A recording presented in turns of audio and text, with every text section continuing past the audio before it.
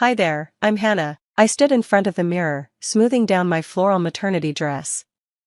My baby bump was clearly showing, a constant reminder of the new life growing inside me. Today was supposed to be a happy day, my baby shower, but as I looked at my reflection, I couldn't shake off a feeling of worry deep in my stomach.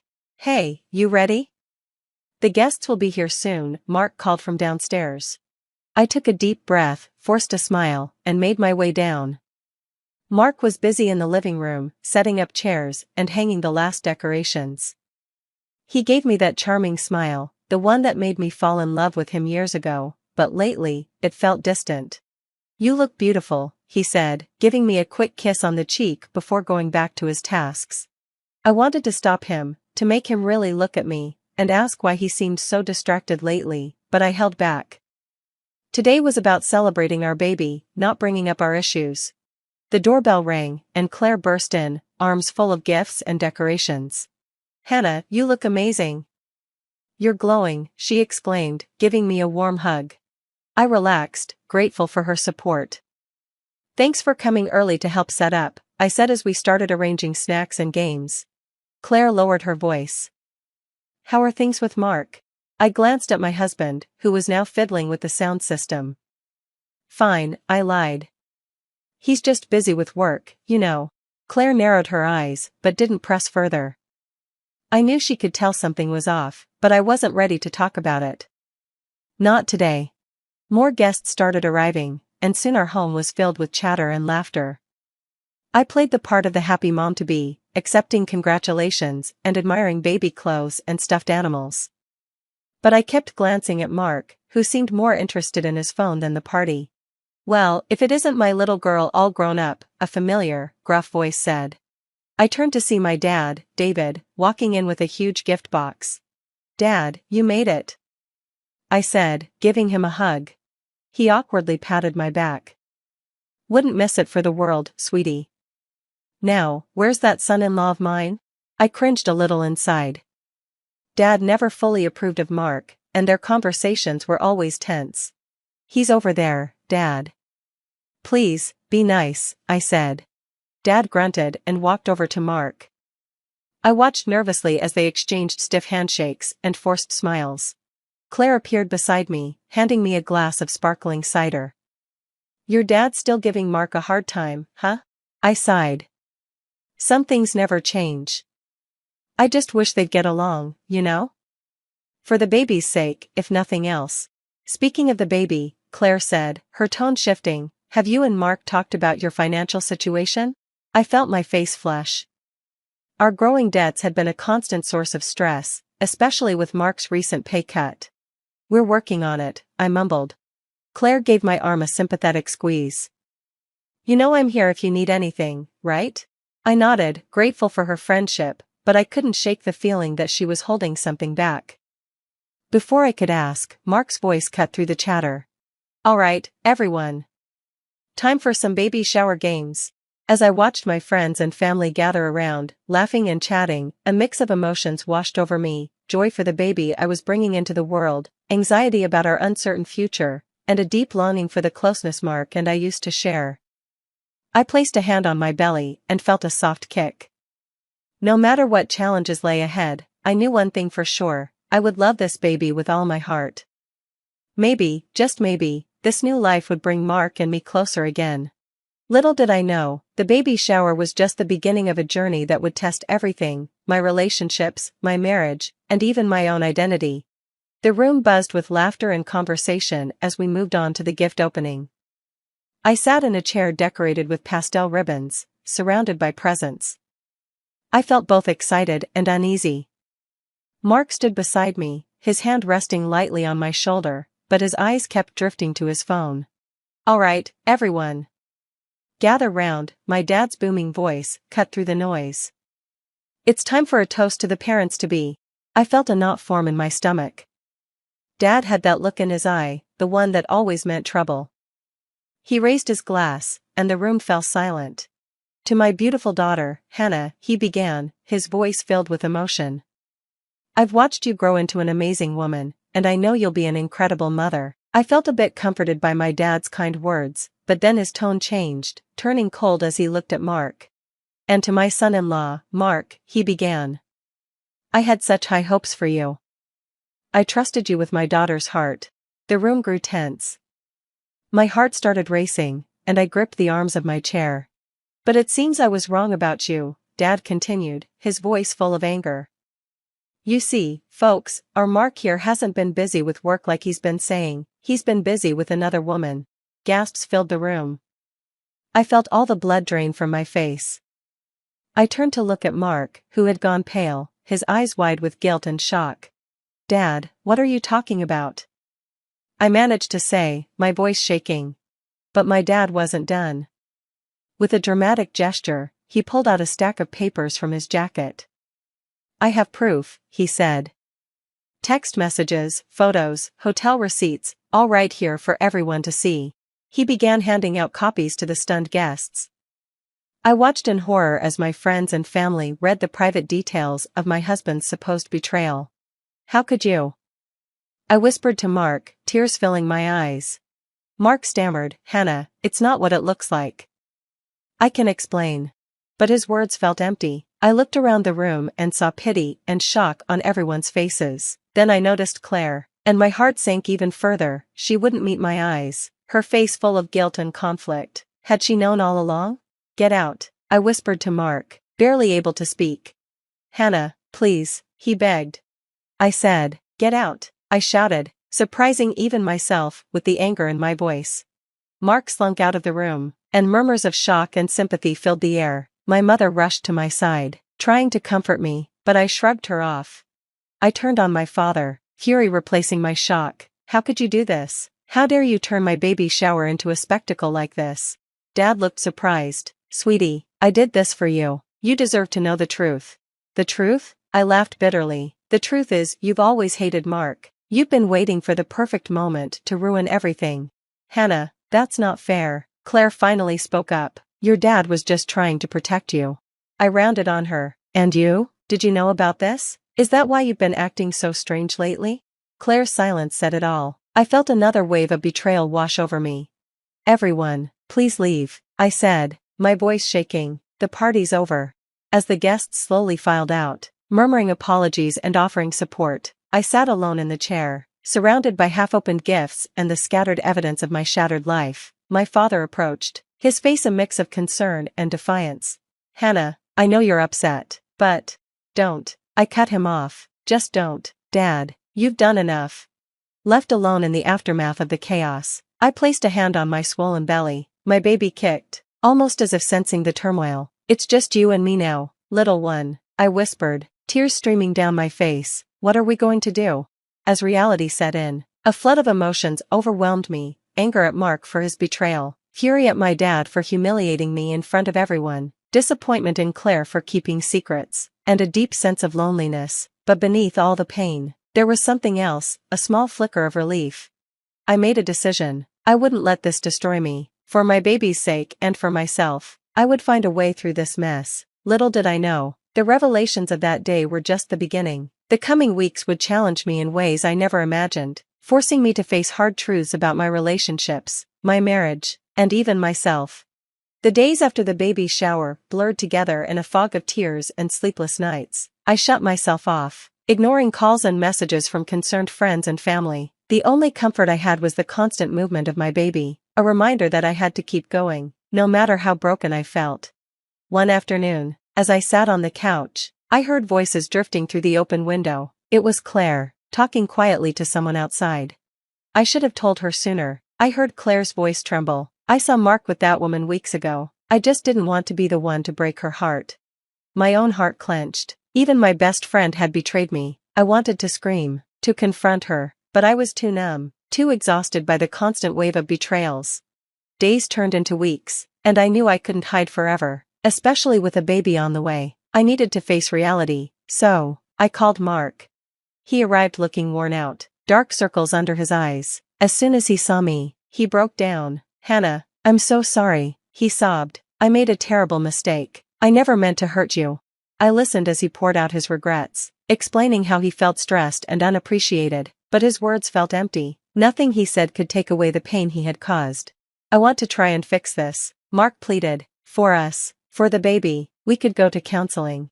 I nodded, not because I forgave him, but because I felt we needed to try, at least for the sake of our child. As we talked, Mark's phone kept buzzing. He tried to ignore it, but I could see the worry in his eyes. What's going on, Mark? I asked, suddenly on edge. Is there something else you're hiding? He hesitated before sighing. It's work. There's a deal I've been working on. It was supposed to be a big break for us, but things have gone wrong. We might be in some financial trouble. Another blow, another secret. It felt like my world was falling apart again. Get out, I said quietly. I need time to think. As Mark left, I felt a swirl of emotions, anger, but also a growing sense of resolve. I couldn't live like this anymore, surrounded by lies. The next day, I called my father. The conversation was tense, filled with long silences. I thought I was protecting you, he finally said. I couldn't stand seeing that man hurt you.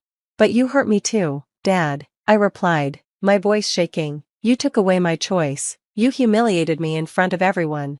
He didn't have an answer for that. As we ended the call, I felt a weight lift from my shoulders. I had finally spoken my truth, and now I could begin to heal. Hannah's journey through betrayal and self-discovery has come to an end, but now we turn to you. If you were in Hannah's position, would you give your marriage another chance after such a public betrayal? Or would you walk away? Consider her situation, a baby on the way, financial troubles, and the involvement of family and friends. What would you do? Share your thoughts in the comments below. Your perspective could help others in similar situations. If you found Hannah's story compelling, please like this video. It helps us reach more people who may benefit from these discussions. And if you want more content exploring relationships and personal growth, hit that subscribe button. Your support means everything to us and helps our channel grow. Remember, every view, like, and comment helps build a community where we can openly talk about life's toughest moments. Thank you for being part of this conversation. My sister and niece are coming to live with us. Henry, my husband, surprised me by suggesting that I, a stranger in this situation, should find a cheap apartment to move into. I was shocked and couldn't believe what I was hearing. The house we live in actually belongs to my in-laws, but it's under my name. Although I'm okay with transferring ownership to Henry, I find it hard to accept that I'm still paying the $3,600 mortgage on it. After thinking about it for a while, I smiled and told Henry that I could move out. But then I would want a divorce. Henry smirked back at me and said, "Well, Dad's gone, and you're of no use to me anymore." He seemed almost casual about it. "Since you brought it up, don't expect any share of the property," he added condescendingly. Feeling hurt, I lowered my face and covered my mouth. "Okay," I replied, trembling as I heard the shakiness in my voice. Henry burst into laughter. "Cry all you want. Did you think I'd beg you to stay? Blame yourself for being abandoned by your husband," he taunted. I held back my tears, or rather my laughter. Henry had no idea what was coming for him. To distract myself, I thought about where I would live next. Oh, that place would be perfect. A $2 million luxury condo came to mind. Let me tell you a bit about myself. I'm Lissa, 34 years old, and my husband, Henry, is 36. He works as a staff member at a private girls' high school. He's quite popular among the students, often receiving multiple gifts on his birthday. Whenever this happens, he acts like he's annoyed, as if to say, "Give me a break." Once I jokingly mentioned to him not to make that face in front of the girls who give him those gifts. He just clicked his tongue in response. "But why do they give them to me, even though I wear a wedding ring?" he asked. "It's nice to receive gifts from them," I reminisced, recalling my own high school days when I had a crush on a teacher who was 10 years older than me. Henry often warns about workplace scandals spreading viciously. Thankfully, despite the attention from young students, I never worried about him crossing the line. His earnestness probably comes from his father, who was also a teacher. We currently live with Henry's parents in their house. Our plan was to move out once we had kids, but unfortunately, that hasn't happened yet. I also work part-time, but we don't have much savings beyond what Henry brings in. Living with my in-laws is comfortable, and they're very kind to me. My main concern right now is my father-in-law's declining health. He's struggling to walk and can't enjoy his walks like he used to, so we bought a wheelchair to help him get out more. I switched to a morning shift at a bakery to spend afternoons with my in-laws. I don't have my own parents anymore, so I treasure my in-laws like they're my own. My parents left me some inheritance, but I still wish they were here. Henry has an older sister named Kelly, several years older than him. Kelly's husband works for a major company, and they have a 17-year-old daughter named Rachel. Henry and I got married a decade ago. Back then, Kelly, who was already working, often left Rachel with our parents. I've always been close to Rachel. She adores me like a real sister. Even though Rachel doesn't need to stay with us anymore, we still keep in touch regularly. On the other hand, Kelly and I never really got along. The first time I met her parents, Kelly's first comment to me was, "I thought he would choose someone cuter," and she laughed. Henry didn't defend me, and if his parents hadn't been upset with Kelly at that moment, I probably wouldn't have married Henry. I don't judge people solely by their looks. What's inside matters to me for marriage. Henry later said he valued what was inside, trying to make amends, but it didn't resonate with me. I felt his parents cared for me more, immediately getting upset on my behalf. That's when I decided I wanted to repay my in-laws for their kindness, since I couldn't do so for my own parents. Lately, Kelly often comes back home and talks with Henry and his parents, but she doesn't speak to me directly about it. Apparently, Kelly and her husband are constantly arguing, despite both working. She gets criticized for not doing enough housework. Well, if I had a part-time job like Lisa, I could handle the housework too. But I work full-time, she snidely remarked, glancing at me. Kelly often compares herself to me, probably because her parents defended me when we first met, and Henry ended up defending me later. Lisa only manages because her mom helps her. If she were alone, she wouldn't cope at all, Henry chimed in, laughing. When our eyes met and my mother-in-law looked coldly at me, Henry quickly changed the subject. But Lisa is really trying hard, you know. She's been taking care of Dad since his legs got bad, ignoring Kelly's surprised look. I went to the bedroom, worried, and called Rachel. She said calmly, "Oh, that's just Mom being unreasonable." She could do household chores while Rachel was at school, but for some reason, she didn't. From what Rachel said, it didn't seem like she was being unfairly scolded. Henry generally sides with Kelly. Kelly is competitive with me, and it seems like Henry is competitive with his brother-in-law, who works at a prestigious company. But in my opinion, Henry is clearly losing. His brother-in-law contributes much more financially to his family. It's not about earning less. It's about how much of their salary they spend on their family. I don't know the exact details of Henry's income, and he doesn't seem to know or care about how much money I have or earn from my part-time job. I just wish he would contribute enough to live comfortably within his means. I don't even know what he does with the rest of his salary. Sometimes he comes home late, saying he's out with colleagues. Whether that's true or not, I don't know. But Henry, who dislikes being the subject of students' rumors, wouldn't cheat. At least, that's what I believed. Henry contributes $2,000 to the household. Normally, this would barely be enough to live on. This alone could be a reason for constant fights or even divorce. It's my family's house, so we don't need rent, right? But really, $2,000 is a bit. I suggested asking his parents to contribute to the living expenses. "It's not about that," he replied, seeming to not understand what I was trying to say. I wasn't asking him to support all three of us alone, but his words and attitude showed a lack of responsibility towards the family. "You can say such things after you have kids, like Kelly," he added, knowing it would hurt me. That's when I realized that my husband could care for his sister, but not his wife. Meanwhile, my father-in-law's legs were getting worse, and our house, surrounded by slopes, wasn't suitable for wheelchair use. Why don't we move? I proposed to my in-laws when Henry wasn't around. "We can use the money from selling this house, and I'll pay the remaining loan."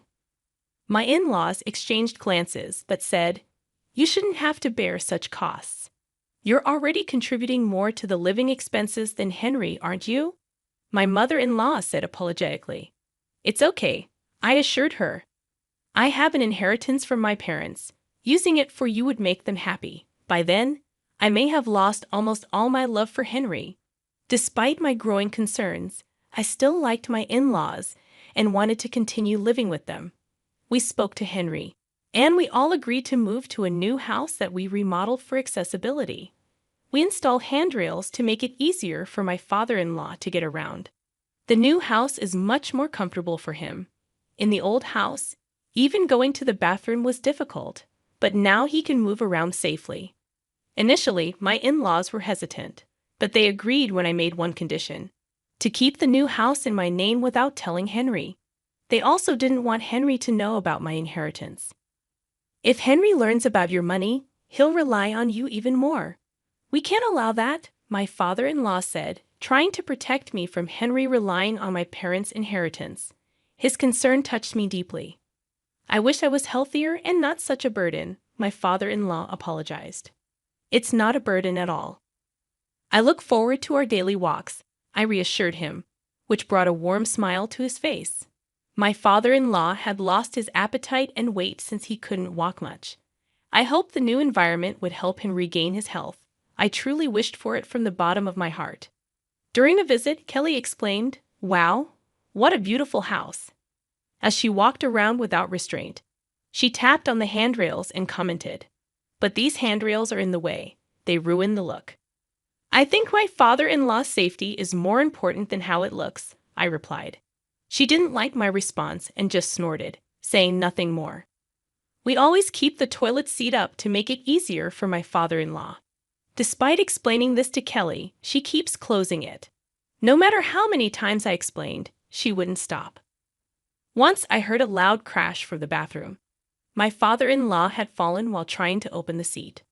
"I've told you not to close it," I said sternly to Kelly while helping him up.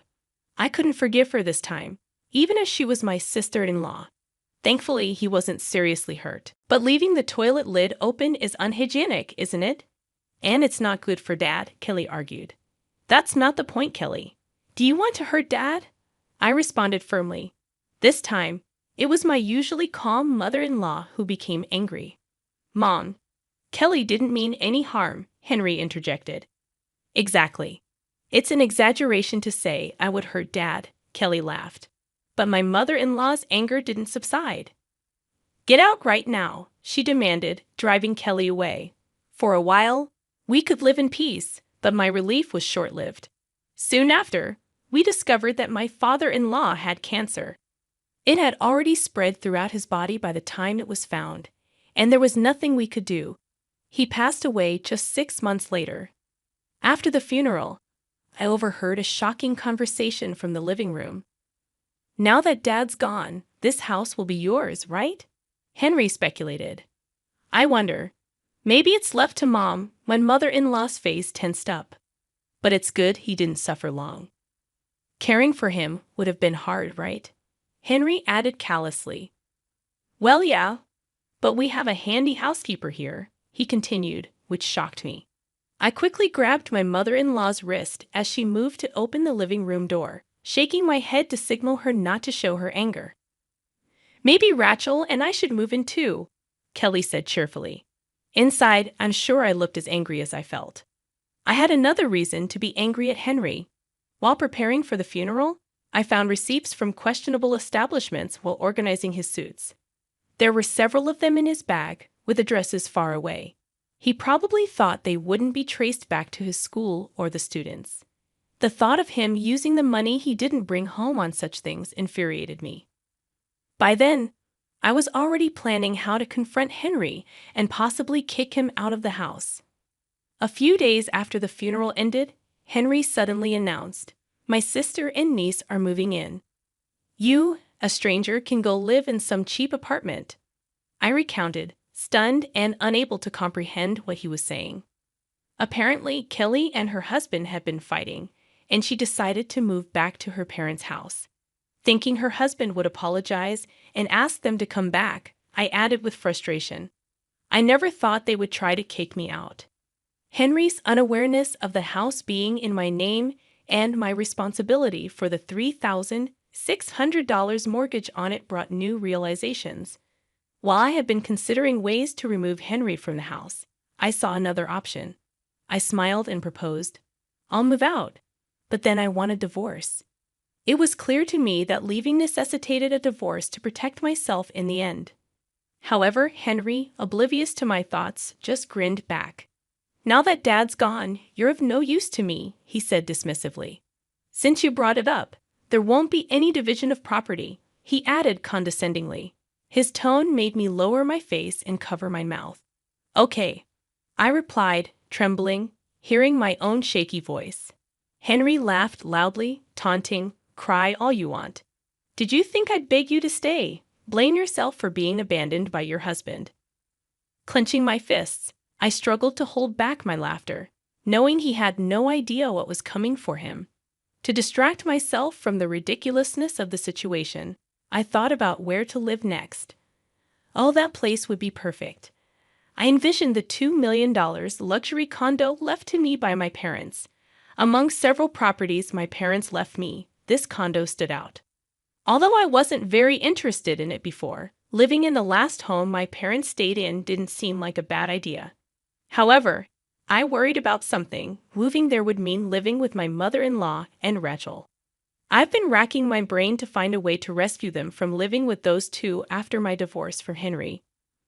When I leave after divorcing Henry, I'll go to a facility, my mother-in-law announced to Henry and Kelly. Hearing about my decision to leave, Kelly reacted, "Why?" "Kelly's coming back to live here." Her words left me puzzled, considering she previously expressed that it was good her father passed away. However, at that moment, a plan came to my mind. Whispering to my mother-in-law to ensure the others didn't hear, I conveyed my idea. If they won't let me leave, getting kicked out is the next best thing. As a result, I ended up staying in the house for a while, with divorce as a condition, sharing a room with my mother-in-law until I found a new place to move. We executed our plan when Kelly and Rachel moved in. During dinner, my mother-in-law said, "Hey, there's no dinner for Dad," causing the other three to freeze in shock. "What? What are you talking about?" "Dad passed away," Henry exclaimed, shocked. Kelly got angry, and Rachel looked worriedly at my mother-in-law. It was challenging to keep Rachel in the dark about our intentions. It was necessary to not raise suspicion. "How can you say such things? Apologize to Dad. It's bad luck to talk like that, right, Dad?" My mother-in-law spoke to the empty chair where my father-in-law used to sit. I prepared a meal for him too, maintaining the charade. She continued to behave as if my father-in-law was still there. "If you close the toilet lid, Dad will be troubled," my mother-in-law said, aimed at punishing Kelly and Henry for their previous behavior toward my late father-in-law. I also wanted to see if they would take responsibility for taking care of my mother-in-law. Kelly roughly grabbed her hand and took her to his portrait. "Where's Dad?" "He's gone. Look, there's the altar," Kelly replied, unfazed. My mother-in-law sat down opposite the altar. "He's right here," she said, her gaze toward the altar. "Beyond all your horrible words and actions, Dad is watching. Always," my mother-in-law said in a calm, cold voice. Kelly looked horrified and cried, "Stop it," before leaving the room.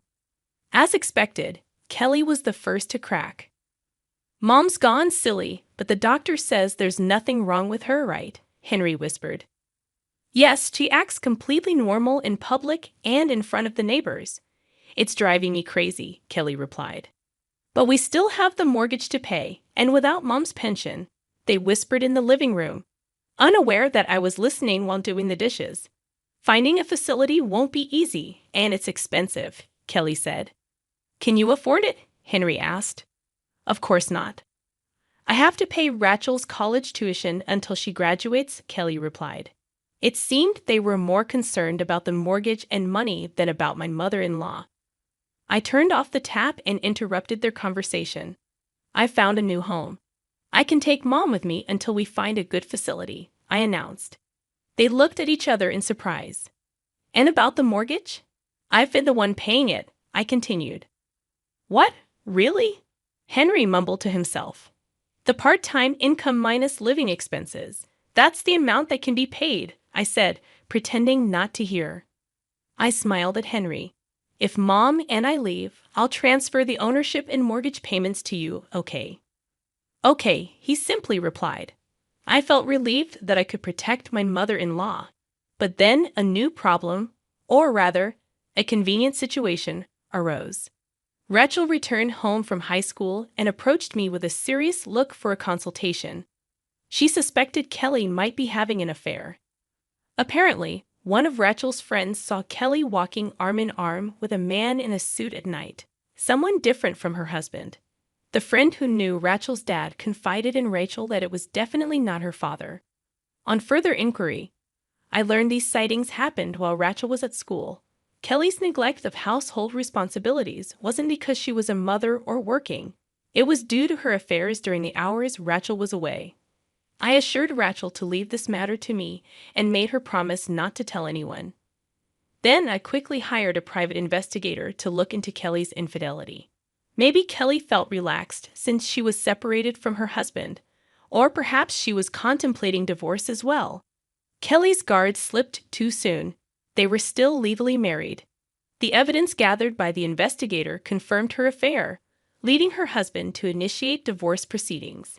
Rachel was to live with her father, and Kelly faced demands for child support.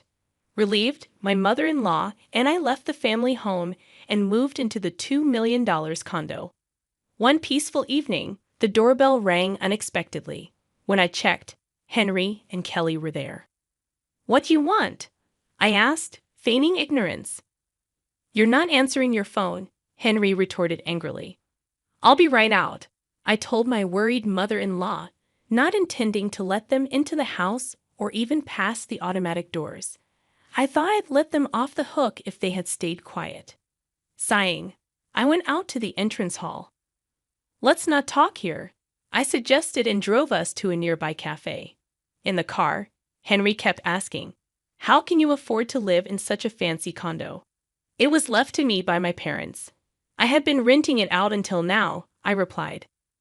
"Why didn't you tell me something so important?" Henry demanded. I felt a twitch in my temple. Why should I? I'd always contributed my share for living expenses, and this property doesn't fall under property division after all. At the cafe, their real concern turned out to be the mortgage of the family home. "Why is it so high? $3,600 a month." Henry fumed in a raised voice, barely containing his desire to yell. I sipped my coffee slowly and then smiled. "That's the value of living in such a house, isn't it? Don't joke around." Henry slammed the table, drawing attention. Kelly intervened, trying to calm him down. "But Lisa, you should have mentioned such a high mortgage." Their desperation almost made me laugh, seeing no sign of gratitude for all the months I had been paying that amount. "You never asked, and you pretty much left the whole name change process to me, didn't you?" I hinted at their unfairness. But then again, it was understandable. Kelly was facing demands for child support from Rachel's father, and she had also quit her job after the affair became known at work. As far as I was concerned, it was all self-inflicted. I turned to Kelly and said with a smile, "Tough situation, huh?" "What do you mean?" Kelly looked at Henry, feeling her gaze. He mumbled, "Well, it's not like that." "Oh, right. We've only been out of the house for a few days." I realized she hadn't caught on yet. Henry warned me in a low voice, "Don't say unnecessary things." "What do you mean?" Kelly's eyes turned to me, demanding an explanation. I shrugged and pulled out several papers from my bag. "He only puts in $2,000 and spends the rest at places like these," I said, laying out dubious receipts on the table. "What is this?" "You've been going to these kinds of places." Kelly expressed her disgust and outrage, reading the names of the establishments aloud. "You're an idiot. That's disgusting." Kelly's outburst, after tossing away the receipts, seemed to hit a nerve with Henry. "What are you talking about? You're the one who's disgraceful, having an affair with a colleague." Their ugly spat unfolded right before me, making me want to tell them they were both equally to blame. As they argued, I quietly observed, sipping my coffee. Judging that a complaint from the cafe might be imminent, I spoke to Henry. "Oh, right. Sorry about that," I said, prompting him to stop arguing with Kelly. There was a sense of alertness in his tone, recognizing that he should be cautious. "What?" he asked, sounding probing. "I forgot to mention there's a popular recreation center near this cafe," I replied. "Huh?" They both looked at me puzzled, not grasping my point yet. "Many students hang out here after school," I whispered to Henry, leaning in. "See familiar uniforms everywhere. I wonder how many of them are here." Suddenly, Henry stood up with a loud noise, noticing the gazes of the girls around us. I could hear their giggling. My choice of this cave had finally sunk in for him. "Just so you know, I didn't raise my voice," I said calmly, standing. Henry looked down, trembling. His hand on the table was clenched so tightly it turned white. "Thanks for embarrassing yourself. School tomorrow should be interesting," I added, grinning at him. He collapsed to the floor in defeat. Eventually, the family home was put up for sale, and Henry and Kelly moved to an old small apartment. Kelly struggled to find a new job, and Henry resigned from the girls' school.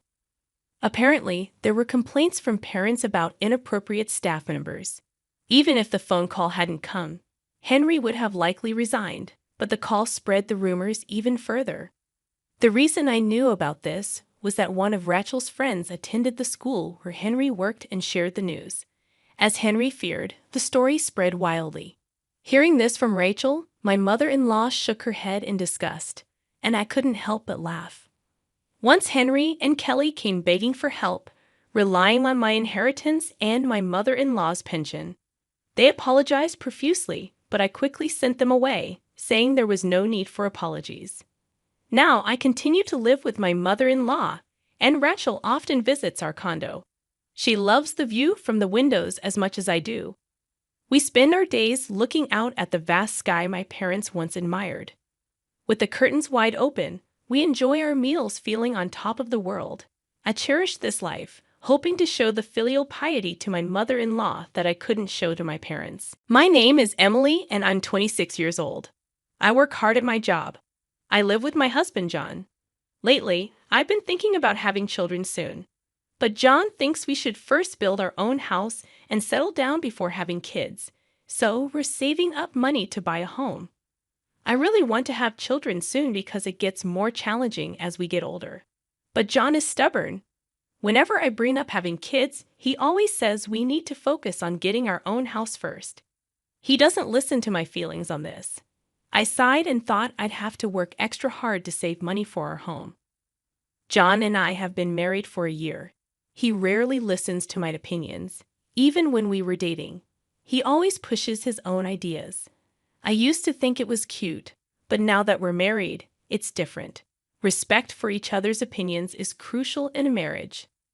Another thing that bothers me is how often John visits his parents, who live just a short drive away. He goes there at least once a week, and sometimes I join him on weekends. When I asked why he goes so often, he says it's to save money on food and other expenses to help us buy our own home. But I found out he spends money on drinks with coworkers a few times a month. Cutting these expenses would really help us save more money. He keeps going to his parents' house to save money, even just for one meal. It really bothers me. He tells me to use less hot water when washing dishes and insists on turning off the lights early, even if he's not ready for bed yet. I'm surprised by how strict he is with saving money, especially when it only applies to me and not to himself. If he tried to control me the same way, I'd be upset, but he thinks it's fine to enforce his rules on me. Every week when we visit his parents, there's another issue. They keep asking when we'll have a baby. They say they want to see their grandchild soon. I also want a child, but John is the one who insists we buy a house first. It's not fair for my in-laws to pressure me like this. They should talk to John about it, since he's the one making the decision. I couldn't say anything, and my in-laws kept pressuring me about having a grandchild. After dinner, John said he was going out for a smoke and told me something strange. He said it seemed like I was working hard, but if I wanted to be a housewife, I should quit my job and focus on being a good wife. It felt like my in-laws were blaming me for not being able to handle household chores properly and implying that I couldn't have children because I work. I actually want children the most, but John isn't ready for that yet. They kept pressuring me to quit my job, saying it was embarrassing that my husband was making me work. Both John and I earn about the same amount, and I find my job rewarding. John was the one who encouraged me to work to save for our home. So why do my in-laws keep blaming me for it? I finally snapped and told them that John is the one who wanted me to work, and they should talk to him instead of constantly nagging me about it. When it comes to having children, I want them too, but John won't listen until we have our own home. Instead of blaming me, they should talk to their son honestly. My words shocked them, and I apologized before leaving the table. I was angry with John, who was casually smoking outside, so I got into the car without saying anything. He asked if I was leaving already, but I knew he would never tell his parents the truth. I'm tired of hearing various things from my in-laws. I told John clearly that I won't visit them anymore. He looked surprised and asked why. He said we could save on food expenses and that we both want a home and children soon. He's right about saving, but I've told him before that we'd save more if he cut back on drinking and smoking instead of just saving on one meal by visiting his parents. Everyone needs a break. Despite that, he keeps imposing rules on me, like using less hot water and turning off the lights early. He thinks we can save money without giving up anything. If I have to go through all this alone, then I don't need a home. I'm tired of never seeing him sacrifice anything himself, but expecting me to do it all. It seemed like he was dismissing my feelings until he realized how angry I was. He admitted that it is a big deal. He also pretends in front of his parents that he's cooperating on having children and blames me for not having grandchildren yet. This really made me angry. I'm tired of being the only one pressured about having kids. It's not me who doesn't want children, it's John. I've been saying for a long time that I want children soon. Seeing John unsure how to handle my anger gave me a slight sense of satisfaction. He's usually so confident and assertive, but now he seems unsure. As I continued to grapple with our issues, a turning point arrived unexpectedly about a month later. One of my relatives, my father's brother, passed away, and I attended the funeral with John. I learned that my late uncle owned several pieces of land, a luxurious mansion, and lived a lavish lifestyle. John, who had heard about this from someone else, remarked, "Impressive. I didn't know you had such a remarkable relative." A few days later, I received news about my uncle's inheritance. I invited the lawyer handling the inheritance to our apartment for a discussion over tea. Since this matter concerned only me and had nothing to do with John, I asked him to leave the room, as he seemed uneasy about the topic of inheritance. I wanted to avoid any potential trouble if he got involved. After about 3 hours of discussing the inheritance with the lawyer, I realized that John, who had been home earlier, was nowhere to be found. I assumed he had gone out to give me space during the conversation. I began preparing dinner, unaware of what he was secretly planning. 3 months later, John told me he had something to show me and took me for a drive. As we drove into a residential area, I wondered with excitement where we were heading. I was puzzled as John drove us into a residential area. I thought we might be going somewhere fun or for shopping. Ignoring my confusion, he told me to get out of the car and parked in front of a certain house. He pressed the intercom, and my father-in-law and mother-in-law came out from inside. However, this house clearly wasn't my in-laws' home. They greeted us and mentioned that they were planning to move into this house by the end of the month. My mother-in-law started making sarcastic remarks, blaming me for not having children and pushing all the responsibility onto John. I glared at John, wondering why he had brought me here after I had said I wouldn't visit my in-laws anymore. He shrugged and said that living together would help bridge the gap between me and his mom. He insisted that this would be our new home and that I should cooperate on the children issue. I couldn't accept this arrangement, especially since I had clearly stated that I wouldn't go to my in-laws' house anymore. I questioned why he decided this without even consulting me. He explained that it was a two-family house and that he always planned for us to live with his parents eventually. I was shocked. We didn't have enough savings to build a two-family house. Yet this newly built house looked splendid. John revealed that my dad and he had contributed the money, so our savings were depleted. I felt betrayed and confused by this sudden decision. It sounds like things became very tense between you and John. After learning about your uncle's inheritance, John seemed to believe that you had a significant amount of money coming your way, $690,000. He suggested using this money to pay for the two-family house. You rightly felt confused and upset that he assumed control over an inheritance that wasn't even yours yet. When you rejected their proposal, John grew frustrated and even took out a pre-filled divorce form, threatening divorce if you didn't agree to live together. In response, you took the divorce form from him and firmly accepted the idea of divorce, placing the form in your bag and leaving without looking back. You renounced the potential inheritance, surprising everyone with your decision. You headed home, filled out the divorce papers, and began preparing for the move. John later returned, unable to enter because you had locked the door. You asked him to stay at his parents' house for a few days, but he expressed surprise and refused to accept the divorce. It seems like you took decisive action in response to the pressure and manipulation you were facing. If you're feeling overwhelmed or unsure about what to do next, it might be helpful to reach out to someone you trust for support and guidance. It sounds like you and John went through a whirlwind of emotions and misunderstandings. John seemed to have misconstrued the situation about the inheritance and impulsively purchased the two-family house without fully understanding the details. When you explained that the inheritance wasn't as substantial as he thought and that renouncing it was a better decision, he seemed speechless. John expressed regret and frustration, realizing he had made a mistake. He mentioned that his mom had encouraged him to divorce you over the situation, but he admitted that she didn't fully understand the consequences. Despite his pleas to reconcile and live in the new house together, you had already submitted the divorce papers. It's clear that you've made a difficult decision based on the circumstances and your feelings of betrayal. If John continues to plead for reconciliation, it's important to stay true to your own feelings and what you believe is best for your future. Take time to reflect and seek support from trusted friends or family members as you navigate this challenging situation. He looked bewildered and lost, slumping in front of our apartment door after realizing that I had already submitted the divorce papers. While I felt he brought this situation upon himself, I couldn't have him lingering outside forever. I briefly considered sending him away, but I knew I had no time to waste, so I continued preparing for the move.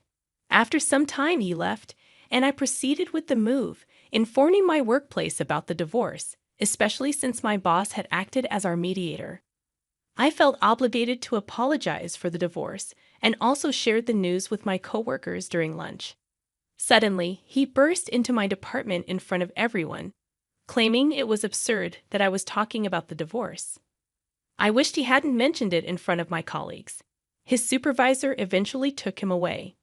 He assumed that I had disclosed everything about the divorce, including the inheritance issue and our housing plans. This misunderstanding led to him being avoided by everyone. Recently, he quit his job. A male colleague confessed to me that he had liked me for a long time and hoped to build a home where we could communicate and work things out together. "Hi, is this Catherine? Can you come over for a bit?" It was a call from Michelle, my husband's younger sister. She sounded really worried. Michelle's house is just a short walk away. I got it. I'll head over right now. When I arrived at Michelle's, she led me to a room full of buzzing bees. What the heck is this? When I opened the cardboard box, the bees came flying out. I thought we should call Michelle's husband, Bob, who was at the coffee shop. So I dialed his number. Talking in a room full of bees seemed like a bad idea, so Michelle and I stepped outside. The three of us gathered on the front porch. Then I asked Michelle, "So, Michelle, why do you have that box of bees in your house?" "I don't know. I just picked it up because it was left in front of my house. That can't be. That box was sent to me from my daughter, Emily. My name's Catherine Jones. I'm 65 years old and work part-time at a local supermarket. One thing that hasn't changed since I was a kid is my love for stuffed animals and teddy bears. Growing up, we didn't have much money, so I couldn't often get stuffed animals or teddy bears. But now that I'm an adult, every time I travel or go out, I buy a teddy bear. Collecting them has become my joy. The person who supports this hobby of mine is my husband, Larry Jones. Larry works at the town city hall. About a year ago, there was a teddy bear I desperately wanted. It was a limited edition online item, a collaboration between a popular brand and character. However, I had never shopped online, so I was going to give up on getting it. That's when I talked to Larry about it. Leave the online shopping to me. We recently started ordering things online at my workplace. Really? Yes. I'll order it for you. Oh, Larry, you're always so reliable. Thank you. With that, Larry promptly took out his laptop and showed me how to order, helping me through the process. Whenever I had troubles, Larry was always there to help. After that, I began to order everything online, from daily necessities and groceries to even teddy bears. Around December of that year, the supermarket I worked at entered its busiest season. Being experienced at the job, I started working almost every day. With this busy schedule, I had limited time to pick up items I'd ordered online. Larry was even busier. Because of this, I decided to reconsider how I received my deliveries. Recently, I learned that there's a way to have my packages left by the front door even if no one is home. They'd leave the package there. So from then on, I've primarily been using this service for my packages. Just the other day, while I was on break at work, I received an email from the delivery service. It was a notification that my package had been delivered. I'd received similar emails many times before, so it seemed normal. However, when I got home later and entered the gate of my house, arriving in front of the door, I looked around at the ground. The package that should have arrived wasn't in its usual place. Thinking of other possibilities, I stepped back outside the gate. Strange, I muttered. The sound of crows echoed in the sunset-colored sky. Larry hadn't returned from work yet, but it was about time he'd be coming home with dinner to prepare before he got back. I decided to set aside the delivery issue and went inside. Once I started cooking, I got so focused on the task that I completely forgot about the missing package. The following days were busy with house chores and work, and I hadn't found the time to address the undelivered package. Then, on a Sunday morning that weekend while watching the news, Larry said, "I'm in the mood for that omelette." He was referring to the omelette from a cafe we often visit. This cafe is run by Larry's sister, Michelle, and her husband, Bob, is the chef and owner of the place. Both of us, having a rare day off, decided on a whim to visit that cafe. Larry suggested, "Would you like to go to that cafe?" "Sounds good, let's go," I agreed. Though we call it our favorite spot, we only go about once a month. Usually, it's when either Larry or I express a desire to visit, because Bob's omelettes are exceptional and one of Larry's favorite dishes. That day, like many others, we decided to head over to the cafe. The cafe is just around the corner from our house.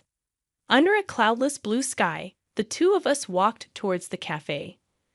Upon opening the door of the cafe, a metal doorbell jingled. "Welcome." "Hey, here you are. Thanks for coming in. Please take a seat at the counter," Michelle greeted us. We were guided to seats right in front of the kitchen counter. Well, both of you together. "How are y'all doing?" Bob asked. "As always, we're doing well," Larry replied. Even though there were only 4 people inside, the atmosphere felt bustling. I really love this cheerful vibe. "Thinking this place is wonderful?" I asked. "Bob, can we get 2 of the usual?" "Leave it to me," Bob said with a smile. With that, Bob began cooking. He skillfully cracked and whisked 4 eggs, pouring them onto a pan and shaping them. He served them onto 2 plates, adding some Italian parsley, and then passed them to Michelle. "Here you go, 2 servings of omelettes," Michelle said, placing the plates in front of us. "This is so delicious. I've had it many times and know the taste, but it's the kind of dish I suddenly crave. And it's always delicious, Larry commented happily. After we finished eating, we were served coffee. This dish is always so tasty, isn't it? Thank you, I said gratefully. With that, Michelle sat across the counter facing me. That's when I noticed something. Michelle was wearing earrings that looked just like the ones I'd ordered online.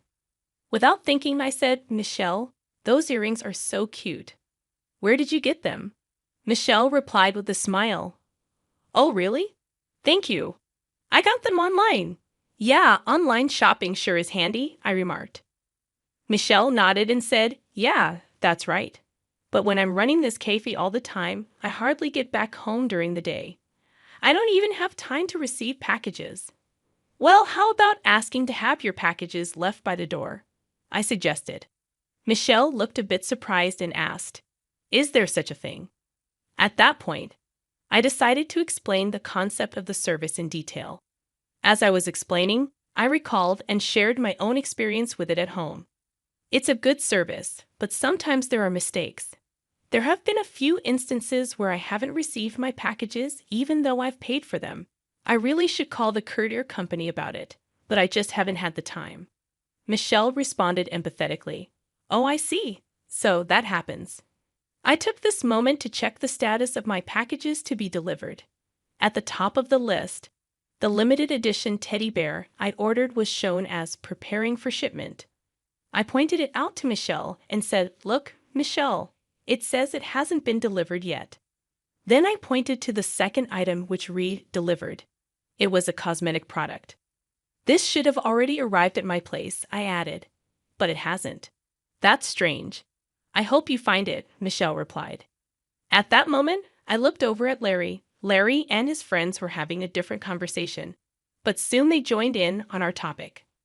"Well, guess we should just wait for it to be delivered someday," Larry said with a carefree smile. Larry's always been such a laid-back guy. He doesn't seem to take things too seriously. We continued our casual chat for a while before leaving the cafe. On the way home, I impulsively checked the delivery history on my smartphone. Nothing had changed. Most of the packages were marked as delivered. I wondered why it hadn't arrived and thought of various possible reasons. Maybe the local post office was holding it, or it got delivered to the wrong house. I was pretty sure no one in my neighborhood would just take a package left outside someone else's door. Right now, I was mostly concerned about whether that limited edition teddy bear would be delivered as promised. Whether or not I pursued the issue would depend on if that teddy bear arrived. That's what I was thinking to myself. 2 days had passed since I went to the coffee shop. Right after work, I eagerly checked my smartphone. At last, the delivery status of the limited edition teddy bear I had been longing for re-delivered. I quickly changed out of my work clothes and started to walk home faster. Once home, I looked for the package, but I couldn't find a box anywhere. I still hadn't figured out why the package hadn't arrived at my place, and I was getting pretty frustrated. Up until now, the only items that hadn't been delivered were cosmetics and condiments, so I wasn't in a rush. But this time was different. The teddy bear I had been eagerly waiting for, which was supposed to be part of my collection, hadn't arrived. I decided to get to the bottom of this. That evening, I talked to Larry. "I didn't receive the teddy bear that was supposed to arrive today. That's bad. How many times has this happened now?" "Probably about 3 times. Something's not right." "Oh, I'm gonna call the post office now." "Let's do that," Larry agreed. I called the nearest post office, but as expected, there was no good news. The delivery man answered the call. "I can't find the package you said you left at the door." "Really? I'm sure I left it right in front of your door. I thought maybe you still had it. What's going on?" "Well, there's a possibility someone stole it. You might want to file a police report," the delivery man suggested. "Thanks, I'll think about it," I replied, feeling our spirits sink. For some reason, I felt sorry for the delivery man too. Even if I wanted to file a theft report, I didn't have any solid proof and I was hesitant. That's when Larry said, "Let's ask Emily. She might know a solution." Emily is our daughter who turned 40 this year. Now she's married and living in her husband's house, seemingly swamped with chores and work every day. Thinking it might be easier to discuss with my daughter Emily, I decided to ask her for advice. Hello, Emily. Hey, it's Emily? What's up? I've been having an issue for the past month. The packages I've been expecting haven't been arriving. I thoroughly explained to Emily the situation with the recent missing deliveries. Of course, I also mentioned that the delivery guy was certain he had dropped them off. That sounds like someone might be taking them, Emily suggested. I thought so too. What should I do? If your packages are being stolen every time, I've got an idea. She chuckled a bit and then came up with a wild suggestion. I'm going to send over a box of bees. If we leave it out for delivery, maybe we can catch the thief red-handed when they open it. What do you think? To be honest, the idea seemed way too bold, but it might be worth a try. Can you really do that? Don't worry about it. We have a huge swarm of bees back home, and this might just help us catch the culprit quickly. I was skeptical but hopeful, so I waited for the bee-filled package. A few days later, after work, I checked my phone and saw that the anticipated delivery had been made. When I got home, just like always, the package was nowhere to be found. I wasn't sure if this was a good or bad sign, but there was nothing I could do about it. Honestly, I was about to give up. At that moment, my smartphone buzzed. It was a call from Michelle. Hello, Catherine. Can you come over for a bit? Her voice sounded urgent, almost panicky. Michelle's place was just a short walk away. Sure, I'll be right there. When I got to Michelle's house, she led me to her room, and to my surprise, the room was filled with bees flying everywhere. Oh my gosh, what happened? When I opened this box, this is what I found inside, Michelle explained. First, I was shocked to find bees buzzing all around the room, and even more shocked to find out that Michelle was the culprit. I had been told by Emily that bees don't sting at this time of year unless they're provoked, so I hadn't been stung yet, but I was not sure about Michelle. I think I should call Bob, who should be at the coffee shop, I said as I dialed his number, thinking it'd be difficult to discuss in a room full of bees. Michelle and I stepped outside. The three of us gathered at the front door. I then asked Michelle, So, Michelle, any idea why there's a box of bees in this house? I have no clue. I just picked up and opened the box that was outside. That can't be right.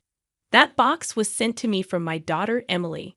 I told you, I don't know, Michelle replied defensively. Michelle, did you steal it? I asked directly. No, didn't I say? Michelle raised her voice. If you say you didn't, mind if I take a look inside?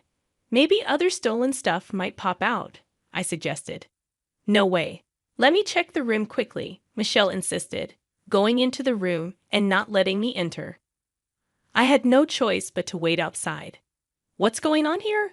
I had ordered to have my packages left by the front door, and it never arrived these days. I explained to Bob, possibly being stolen, and that's why she sent those bees. As I was explaining to Bob, we heard Michelle scream. She probably got stung by a bee in her panic. Michelle came out looking disheveled and said, The room's a mess with those bees flying around, so I'd appreciate it if you'd head home for today. She indicated that she wouldn't be letting anyone in her room today because of the bees. Then an unfamiliar person approached us. It was a beekeeper named Oliver, a friend of Emily's living nearby. After a quick introduction, Oliver said, Emily asked me to help with the bee situation. Is it okay if I handle it here? Yes, please, I replied, relieved to have someone knowledgeable about bees to take care of the situation. So while Michelle was flustered, Bob and I let Oliver inside the house to handle the bee situation. While waiting for the bees to be collected, we continued talking outside. I guess we'll be able to check the room today, I said to Bob. But I've only got stuff I bought. There's no point in checking, Michelle suddenly asserted, probably intending to insist that everything in there was hers. 30 minutes later, Oliver completed collecting 900 honeybees. Shocked by the sheer number of bees, the three of us entered the room. I took a quick look around and then started searching every corner. To my surprise, I found daily necessities like fabric softener and cosmetics I had ordered scattered here and there. So, you've been taking all of these too, huh? No, I told you, Michelle denied. I showed her the order history on my phone that had those products listed. You still gonna deny this? Well, there's a chance we just bought the same things, right? Michelle tried to explain. I was slightly exasperated, but I didn't give up. I searched for that teddy bear, and near the edge of the sofa, I found a familiar-looking teddy bear. Is this teddy bear also one you bought? I asked Michelle. Yes, she replied. I knew this teddy bear was a limited edition, and each had its own serial number. So I checked the number for my teddy bear on my phone and compared it to the number on this one. Both had the same 5-digit number. This teddy bear is mine, Michelle. It has the same number. I showed it to Michelle and Bob. I didn't know modern stuffed animals could do that, Bob muttered. Michelle just sat on the sofa, looking down silently. So it was you who was stealing from her house every time? I confronted Michelle. Yes. Michelle's voice grew heavy. What did you take? You haven't been using them all this time, have you? I asked, frustrated. I used a bit of the toner and some imported seasonings, Michelle admitted. Why would you do something like that? I asked, more curious about her motive. I was out of money. The amount I was spending exceeded what I had, that's all, Michelle explained. But why spend so much? What did you spend it on? I pressed further. Well, Michelle's words faltered. Suddenly, Bob moved quickly and picked up a piece of paper that had fallen under the couch. Hey, what's this? Don't tell me you've been. Bob showed a piece of paper with numbers and an amount. I'm sorry, I got really into it, Michelle admitted tearfully. The paper Bob showed was a horse racing ticket. It turned out that Michelle had gotten heavily into horse racing and used the money she saved by using my stolen items on bets. Then Bob dropped another bombshell. You didn't by chance take money from our cafe's earnings, did you? Just a little bit, Michelle confessed. I knew something was off with the profits. How could you? Bob was furious. It turned out she had embezzled tens of thousands of dollars from their cafe. I'm so sorry. I promise I won't do anything like this again. Please forgive me, Michelle cried loudly, apologizing. But for me, having my cherished teddy bear stolen even once was unforgivable. Her apologies did nothing to move my heart. Bob looked equally irritated. Turns out I've been secretly recording our conversation since the bee removal. Shall we meet in court? Bob said firmly. With solid evidence in hand, Bob and I decided to file a police report. Bob decided to get divorced from her after that. Charges of theft concerning my belongings and embezzlement in the course of her duties were brought against Michelle, and she was eventually arrested. We were satisfied with the outcome. Bob's cave hired part-time workers, and sales began to rise steadily. By the way, I was given the opportunity to become the part-time team leader there. Michelle got arrested, I heard, Larry mentioned. It's for the best. I'm better off without someone like her, I replied, feeling relieved. Surrounded by hard-working folks makes me much happier now, Larry agreed. Yes, let's keep up the good work, I smiled, feeling content. From then on, I started receiving packages left at my door. Of course, many new teddy bears joined my collection. Larry and I even went on trips to collect limited edition teddy bears from various places. And every day is blissful surrounded by all these teddy bears with Larry. Now that the troublemaker is gone, we can relax and have some fun, he whispered to his niece. The troublemaker he was talking about was his daughter. I had to leave home suddenly for a business trip, and I was worried about being away from my daughter for several days. However, John reassured me and saw me off, telling me to go in peace. John and my daughter often spent time together, so I felt comfortable leaving her in his care. But recently, I noticed something strange about my daughter's behavior. Looking back, I should have investigated these feelings further. When I was leaving for work, my daughter clung to my leg, unwilling to let go. I failed to notice her desperate plea for help. I felt like a failure as a mother. Little did I know that John would lock my daughter in the storage room and go on a trip with his niece. I will never forgive John for doing something irreversible to my daughter and niece. My name is Sherry, and I married John the same year. I got pregnant with our daughter, Samantha, who is now 5 years old. We met through a mutual friend's introduction, a pretty ordinary way to meet someone. At the time, John, who loved kids, was working at a toy company, and I had just been chosen for a project at work. We were both busy with our jobs, and marriage was the last thing on our minds. But then I found out I was pregnant with Samantha. Having a baby meant taking maternity leave and risking being sidelined from the project.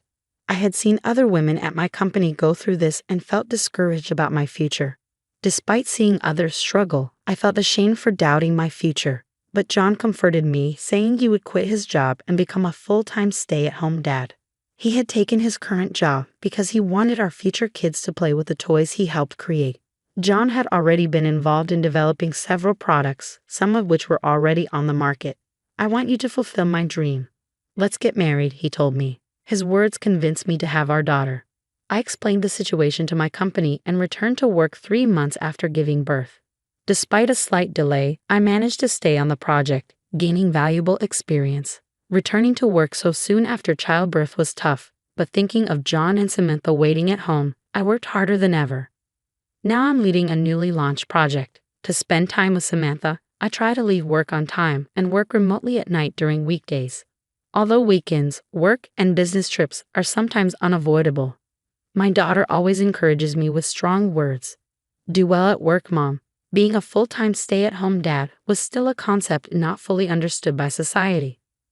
But as a family, we managed our roles well and lived happily. One day, my sister-in-law came to talk about her divorce. Her husband, who was 10 years older, often clashed with her due to different ways of thinking. Lately, these disagreements escalated, and the final straw was when he raised his hand against her. That must have been tough for you, I said to my sister-in-law. Not at all. I actually feel relieved. I don't have to see my daughter Lily cry anymore, she replied.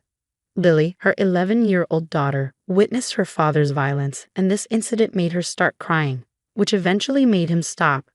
My sister-in-law feared that the violence might eventually turn towards Lily and decided to divorce him. Upon hearing this, John jokingly said, "If you ever need anything, just say the word. I'm always home," making everyone laugh. I agreed with John's words. My sister-in-law had helped convince our in-laws when John decided to quit his job and become a full-time stay-at-home dad. It's not about being a man or a woman nowadays. Whoever can do it should do it, she had said. Without her words, we might not have had a good relationship with our in-laws. Our happiness is in part thanks to her. We're in this together. Feel free to rely on us anytime, I assured her. Really, thank you. Actually, I've been thinking about moving to your neighborhood. Wouldn't it be a bother? She asked. Not at all, I replied. She had to leave the rental apartment she shared with her ex-husband. Going back to her in-laws' house, which was an hour's drive away, would make her commute difficult, and Lily would have to change schools. Luckily, our house was within Lily's school district, so they found a vacant apartment nearby and decided to move in. John suggested, and we agreed to look after Lily after school until her mother finished work.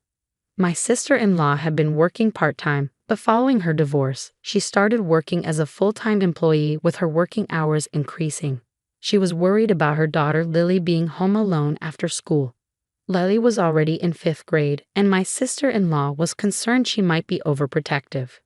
However, John convinced her it's better to be cautious before something happens, at least while she's in elementary school. John had always adored his niece, and she affectionately referred to him as Big Brother. I also convinced my sister-in-law that it would be good for her daughter to have my daughter as a playmate, so we agreed that her daughter would stay with us when my sister-in-law was at work. This marked the beginning of our new family life. Since we lived close by, my daughter and her cousin saw each other often. They quickly adapted to the new routine, and everything seemed to be off to a smooth start. Then my daughter suddenly began to resist when I left for work. She had always been used to seeing me off since a very young age, so I assumed she was comfortable with it. Was she feeling lonely, or was there some other anxiety? I was puzzled by this new behavior. Mommy's just going to work. I'll be back tonight, I reassured her. But despite my words, my daughter clung to my leg, unwilling to let go. When I asked what was wrong, she just shook her head. Lily will be here this evening, so you won't be lonely, right? I said. But instead of comforting her, my daughter gripped my leg even tighter. Each time I faced this situation, John gently coaxed her off me, saying, "It's okay. Let mommy go to work now. Let's wave goodbye to her." With John's encouragement, my daughter would reluctantly wave goodbye to me. I wondered what was causing her to behave this way. Despite my concerns, my job kept me from spending as much time with her as I wanted. Even when I discussed it with John, he optimistically suggested, maybe something happened at preschool. Besides, Lily is here too. If there's something she can't talk to us about, she might be talking to Lily. "Do you think so?" I asked. "I hope that's the case." "Don't worry. Look at this picture from today." John showed me a photo on his phone of Lily and my daughter whispering to each other, covering their mouths as if sharing a secret. "See this? Perhaps children find it easier to talk amongst themselves." I decided not to press my daughter for answers. Lily adored my daughter like a little sister, and I hoped her behavior was just a phase. I was nearing a point where my work would settle down, so I planned to take some leave and spend time with my daughter soon. However, shortly after, a business trip came up suddenly, and I had to be away from home for 5 days. Despite my concerns about my daughter, John's encouraging words, "Don't worry, go ahead," prompted me to pack my bags and leave. 2 days later, while Lily was visiting, I left the house with John, my daughter, and Lily seeing me off. I remembered John and Lily smiling broadly, but I couldn't shake my worry about my daughter. Little did I know that something unexpected was unfolding at home. While I was away, John started preparing to leave with Lily. Seeing this, Lily anxiously asked, "Isn't Samantha coming with us?" "Samantha is going to join her mom on the business trip.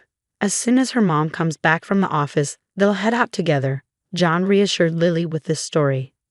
John then instructed my daughter to look for something for me in the storage room, telling her there was an important item of mine there. Samantha believed him and headed to the storage room to search for a non-existent piece of jewelry.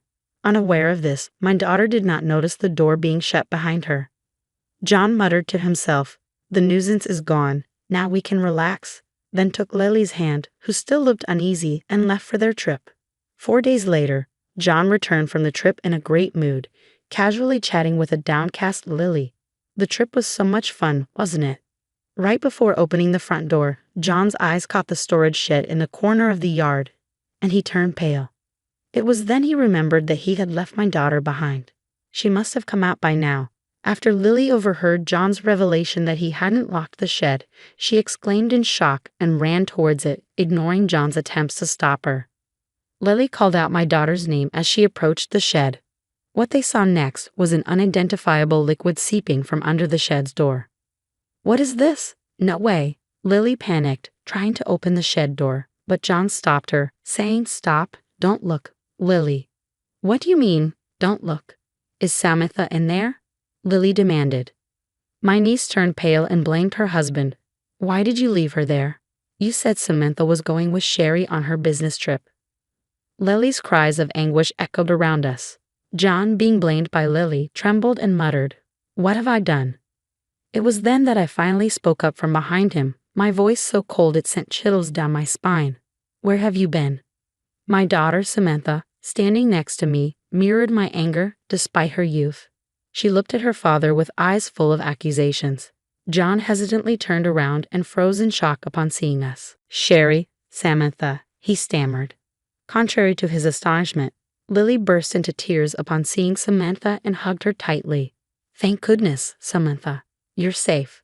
Hugged by Lily, Samantha shifted her gaze away from John and hugged Lily back, as if confirming her safety. I wondered how much these children had been affected by John's actions. I stood protectively in front of my daughter Samantha and niece Lily, yet John showed faint concern. "I'm glad you're safe," he muttered towards Samantha. "Glad she's safe after you left her behind." "What are you saying now?" I demanded. "Samantha said she wanted to be with you." "And why are you here, Sherry? Weren't you on a business trip? You were supposed to return tomorrow." "Oh, so you thought you'd be back before I got home. Could it be that you often leave Samantha like this when I'm away?" I accused him. John fell silent at my words. His silence was more affirming than anything else. "I've already heard the story from Samantha. I'll be hearing it from Lily as well," I said, turning to Lily, who was still embracing Samantha. She met my gaze firmly and nodded as if she had made a decision. The fact that I was able to rescue my daughter Samantha was a stroke of sheer luck. The thought of what could have happened if my business trip dates hadn't changed sent shivers down my spine. On the day I was supposed to leave, I indeed boarded the Amtrak.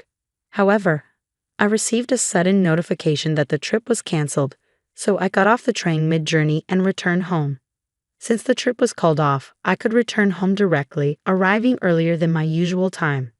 Finally, I would have a chance to talk with Samantha. I took a taxi from the station, rushing home. As I got out of the taxi and approached the front door, I heard a voice calling Mommy. Thinking Samantha had seen me and was running towards me, I turned towards the voice, only to be shocked. Samantha's voice was coming from inside the storage shed.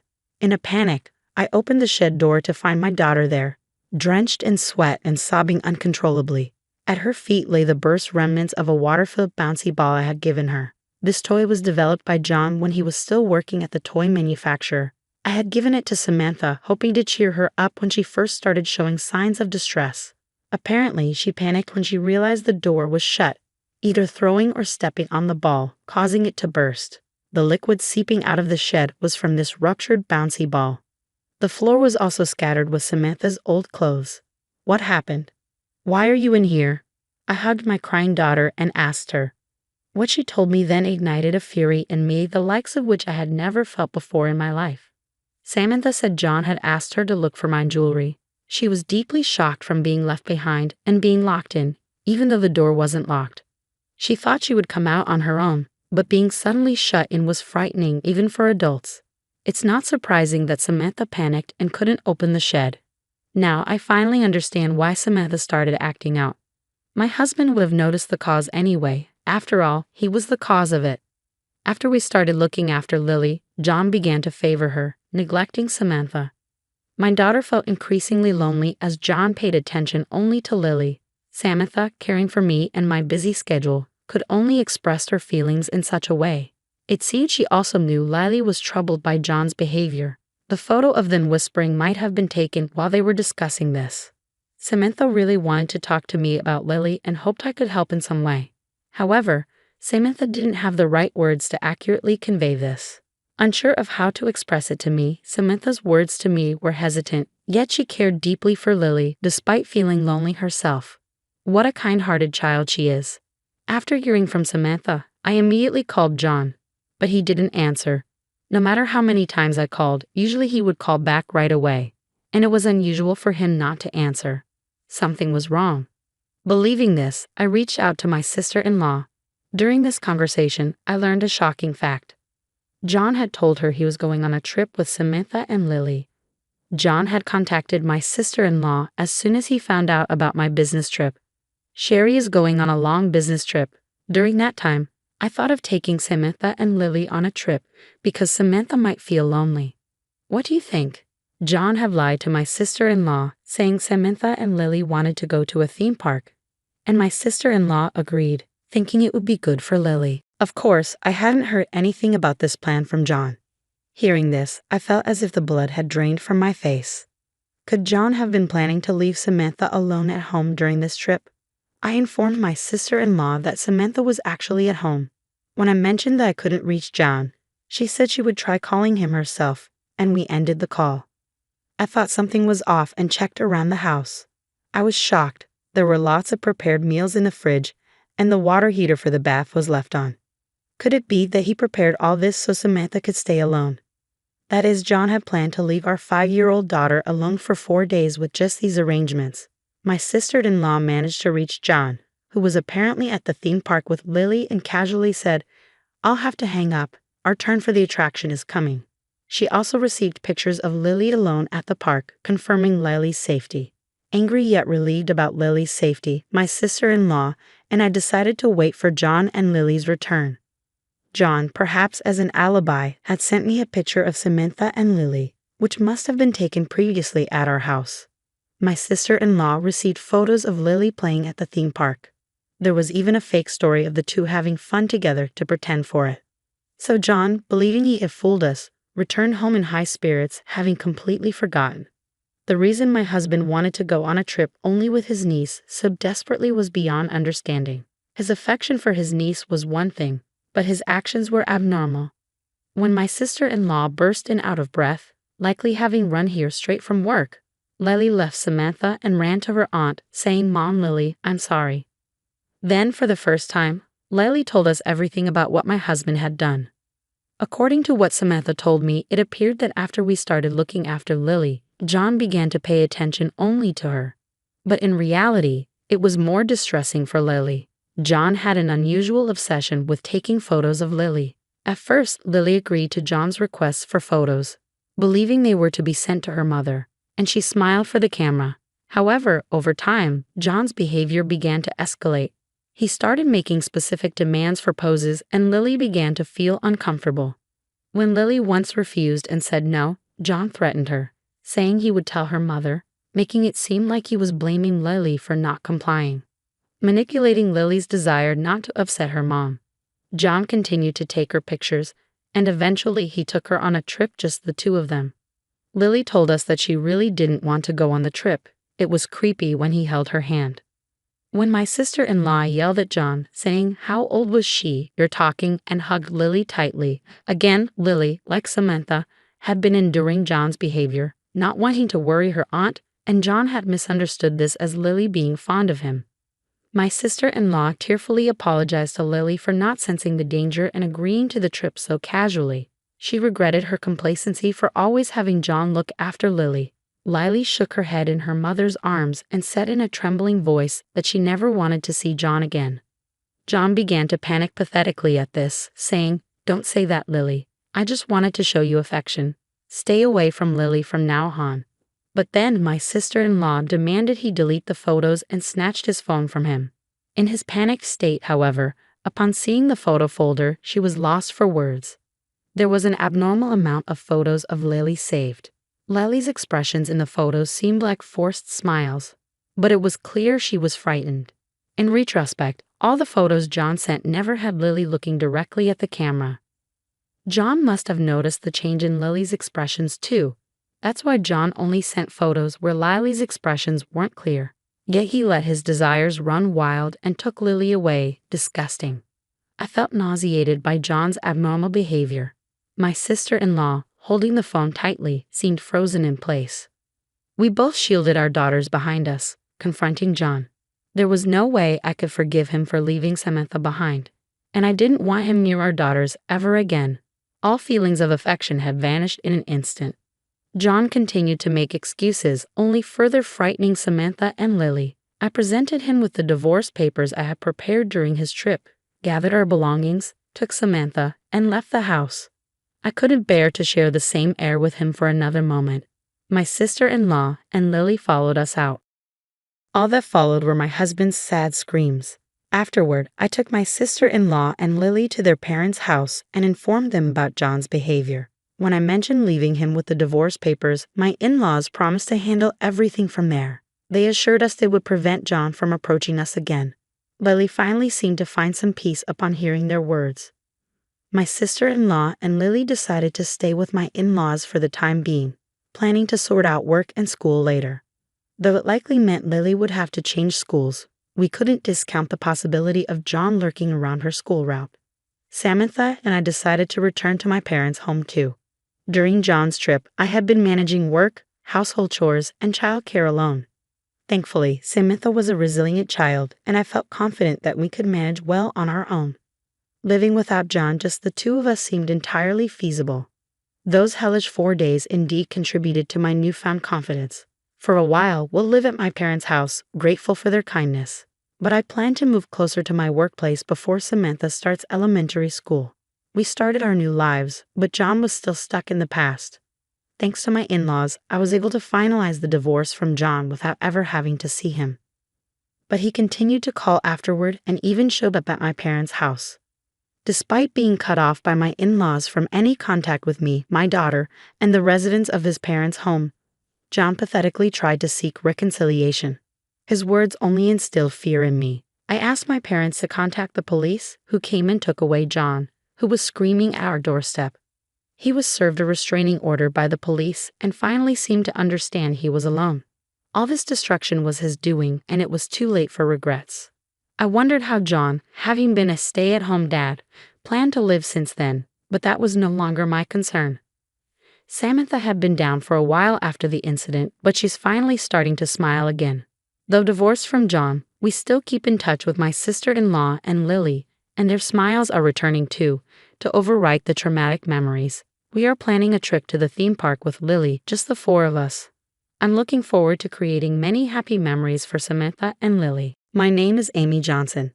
I used to live with my husband, Michael, and our 5-year-old daughter. One day, I decided to go to a fancy sushi restaurant with my mom, which was something we hadn't done in a while. That day, our daughter was having a sleepover at a friend's house. While we were enjoying the luxurious sushi, I overheard a familiar voice from the private room next door. Nothing beats expensive sushi, right, Michael? You must be happy to eat something delicious for a change. Absolutely. Being forced to eat Amy's terrible cooking all the time, I was really sick of it. Thanks for treating me to such delicious sushi, replied the voice. My mom and I stopped eating and looked at each other. Peeking into the next private room, to my shock, there was my mother-in-law and husband. They were ordering only the expensive items and eating with their elbows on the table. So it's Michael and Mom, I thought. And to speak ill of a daughter-in-law behind her back, that's just rude. They always throw snide remarks at me, even when I'm around, so it's nothing new. I responded with a wry smile. Michael is 3 years older than me and works at a major corporation. I, on the other hand, quit my job to become a full-time housewife after getting married. It was the wish of my husband and mother-in-law that I become a housewife right after our marriage. My mother-in-law started pressuring me to have children soon. Luckily, I was able to conceive easily and found out I was pregnant within 2 months of trying. At first, my mother-in-law was happy about the pregnancy, but her attitude changed drastically when she found out it was a girl. A girl?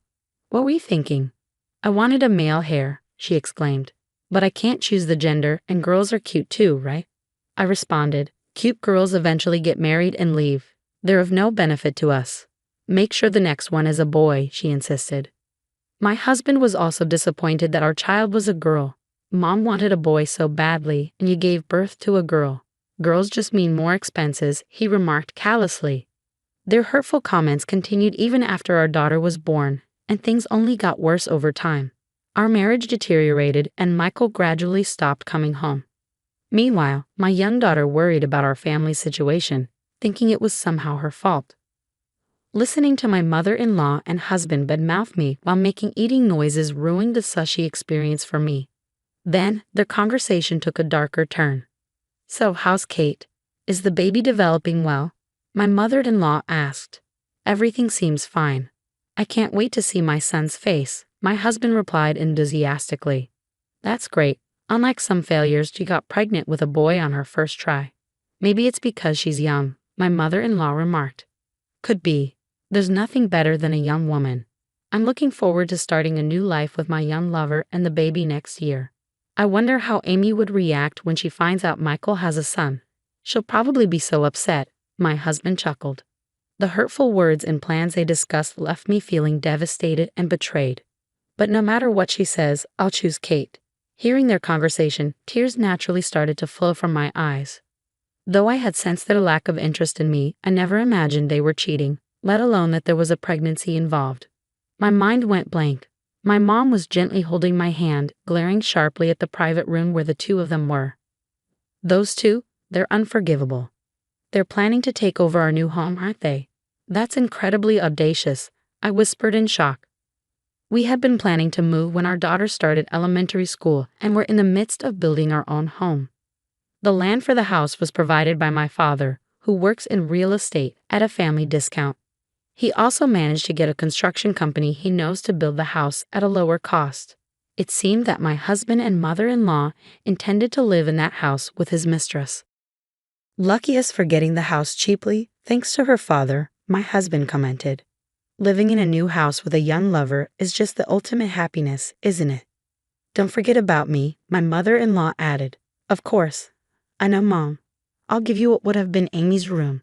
It's got great sunlight. You'll definitely like it, my husband replied cheerfully. I'm looking forward to it. I can't wait to see my grandson. A child with Kate will surely be handsome, my mother-in-law remarked.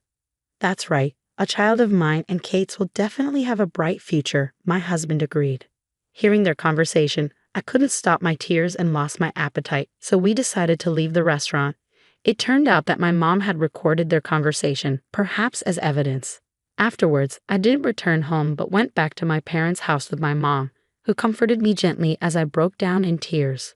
It must have been tough for you, Mom. I'm sorry, I apologized. Why are you apologizing, Amy? The ones at fault are Michael and his people who betrayed you, not you. I can't forgive them for making. I'm sorry, Mom. I can't let my precious daughter suffer, I whispered in a low voice. My mom gently stroked my head with a kind smile. That's good. I was worried about what to do if you wanted to continue your married life with Michael. If things kept going as they are, Michael would likely initiate a divorce in a way that puts you at a disadvantage, maybe even demand alimony, my mom explained. What? But I didn't cheat, I exclaimed. But now that you know you've been betrayed, you can take the initiative. Don't worry, I'm here with you, she assured me with a smile. My mom has always been a dependable person. She was assertive when I faced harassment at school. I've always admired her since I was young. So I decided to proceed with a divorce advantageously and hire a detective agency to investigate my foolish husband. Thinking I was completely oblivious, Michael was openly cheating. Additionally, I decided to gather evidence myself and planted a voice recorder in his car. Every Saturday, he would leave the house claiming to hang out with colleagues. I was sure he was meeting his mistress on those days, so I set it up. It was incredibly easy to gather evidence. Listening to those recordings, I realized how much I was looked down upon. Are you sure your wife isn't getting suspicious about us meeting every week on the same day? Michael's mistress asked. Don't worry about it. She believes everything I say. I'm sure I can easily fool her about alimony and child support. I don't want to give those women a single penny, Michael replied callously. Yeah, that makes sense. We have our future life to think about. The old hag can just drop dead for all I care, his mistress remarked. You really say some terrible things, but Michael, you always say that too. I should have never married that awful old woman. Why did you marry her in the first place? She continued. I saw her photo, and to be honest, she's not even pretty. I must have been out of my mind back then. If I'd met you earlier, I wouldn't have given a woman like that a second glance. I'm so happy. I love you, Michael. I love you more than anything in the world, she declared. Hearing those hurtful conversations confirmed my decision to end my marriage. After hearing those intimate sounds in the car during the recordings, my sadness disappeared, replaced only by anger. They completely looked down on me, but of course I had no intention of letting them have their way. I continued to gather evidence with my parents' help. After receiving additional proof from the detective agency, I was ready to confront my husband about a divorce.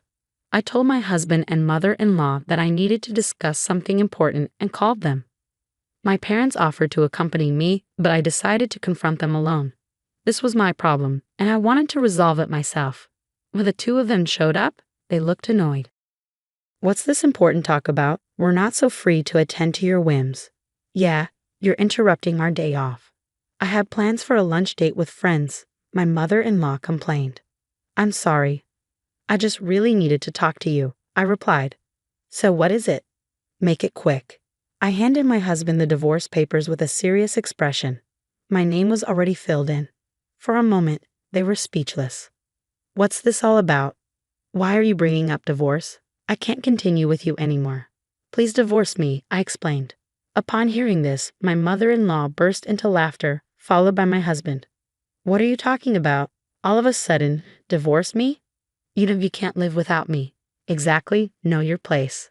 I'd understand if Michael wanted a divorce, but it's ridiculous coming from you, my mother-in-law mocked. It doesn't matter who initiates the divorce, does it? And without Michael, how do you plan to live? You're just a housewife, and he's been supporting you financially. Are you planning to live homeless with your daughter? Homeless mother and daughter, huh? That would be quite a sight, my husband sneered. They began to mockingly laugh at me and my daughter. Seeing them like that, I almost lost my composure, but I held back. I will be demanding alimony from Michael and, of course, child support as well, I declared firmly to my husband. What? What are you talking about? I can't understand child support, he stuttered in disbelief. But why should I pay alimony? Don't you understand what alimony means? This is why I can't stand uneducated women. Of course I know what alimony means. I'm not that ignorant. So how exactly are you planning to get alimony from me? Give me a convincing explanation, Michael. I challenged. You're having an affair with a woman named Kate, right? And she's pregnant with your child? I stated, mentioning the mistress's name. This caught my husband and mother-in-law off guard. They clearly didn't expect that I knew about the affair, but they weren't the type to give in just because of that. What? You knew about Kate? My husband admitted.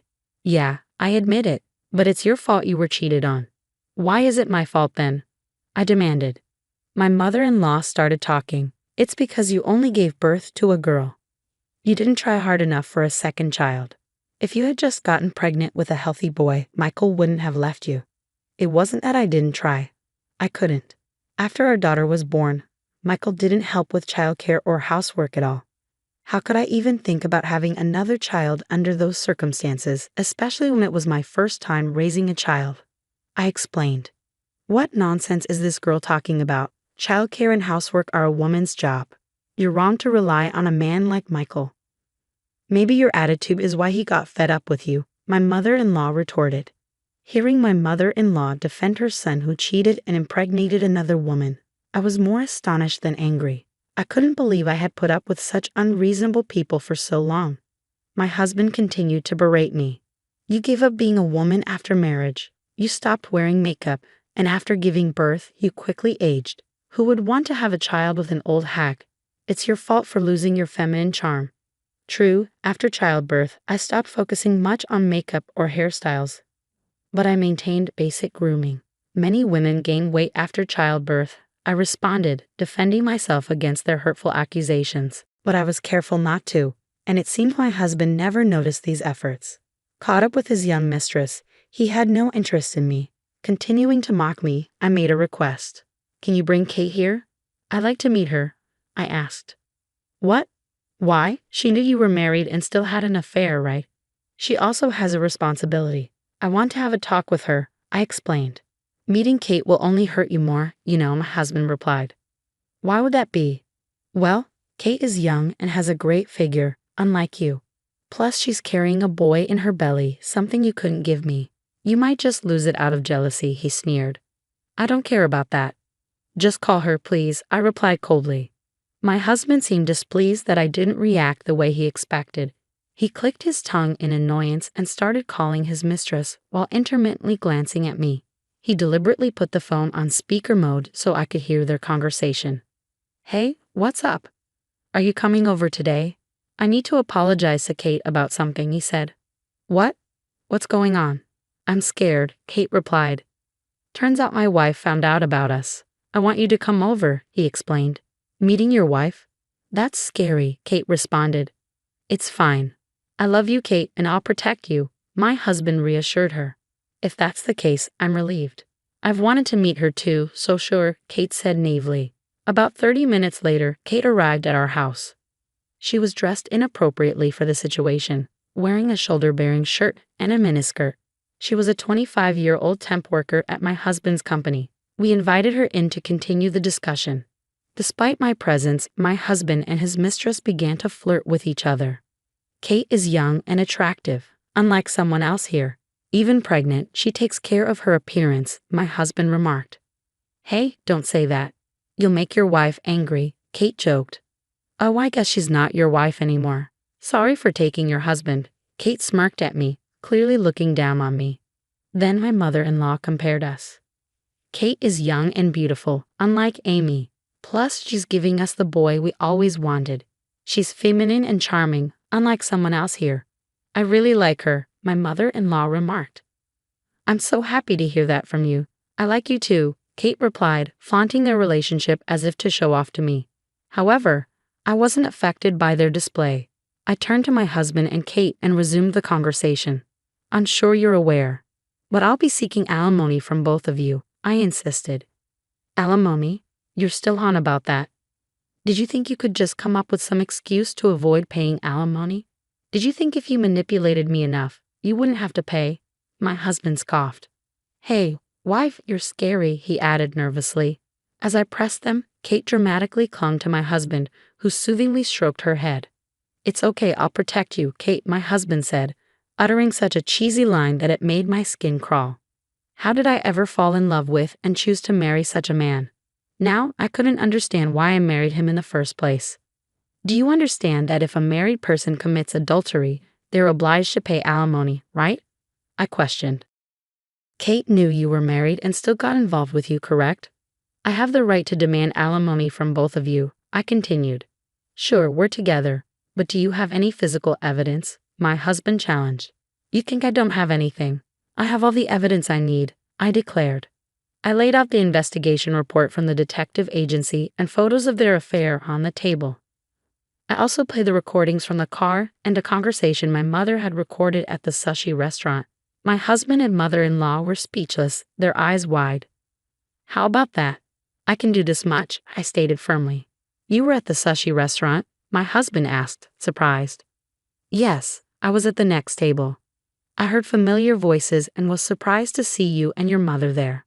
Talking so loudly in the restaurant, I explained. Seriously? No way, my husband seemed visibly shaken by this revelation. My mother-in-law, too, was speechless, probably trying to think of a way to escape paying alimony. Then Kate spoke up, seemingly oblivious to the seriousness of the situation. Even if we have to pay alimony, we have the new house, so it's no big deal. If we run out of money, we can just sell the house. It's quite a mansion after all. It should sell for a good price, she remarked smugly. Her attitude was more irritating than infuriating. I decided to enlighten her about a certain truth. You seem to be making plans for that house, but I won't let you have it, I replied. What are you talking about? My husband retorted. I'm the one who paid for that house, didn't I? You didn't pay anything, and now you want to take over. Have you forgotten under whose name that house was built? I revealed, causing my husband's face to turn pale as he remembered the truth about the house's ownership. However, Kate, not grasping the situation, still thought she had the upper hand. I know you were looking forward to the new house, but please give up. It's going to be my home now. There's no place for you there.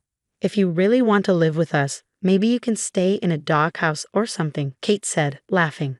My husband, on the other hand, was clearly panicking.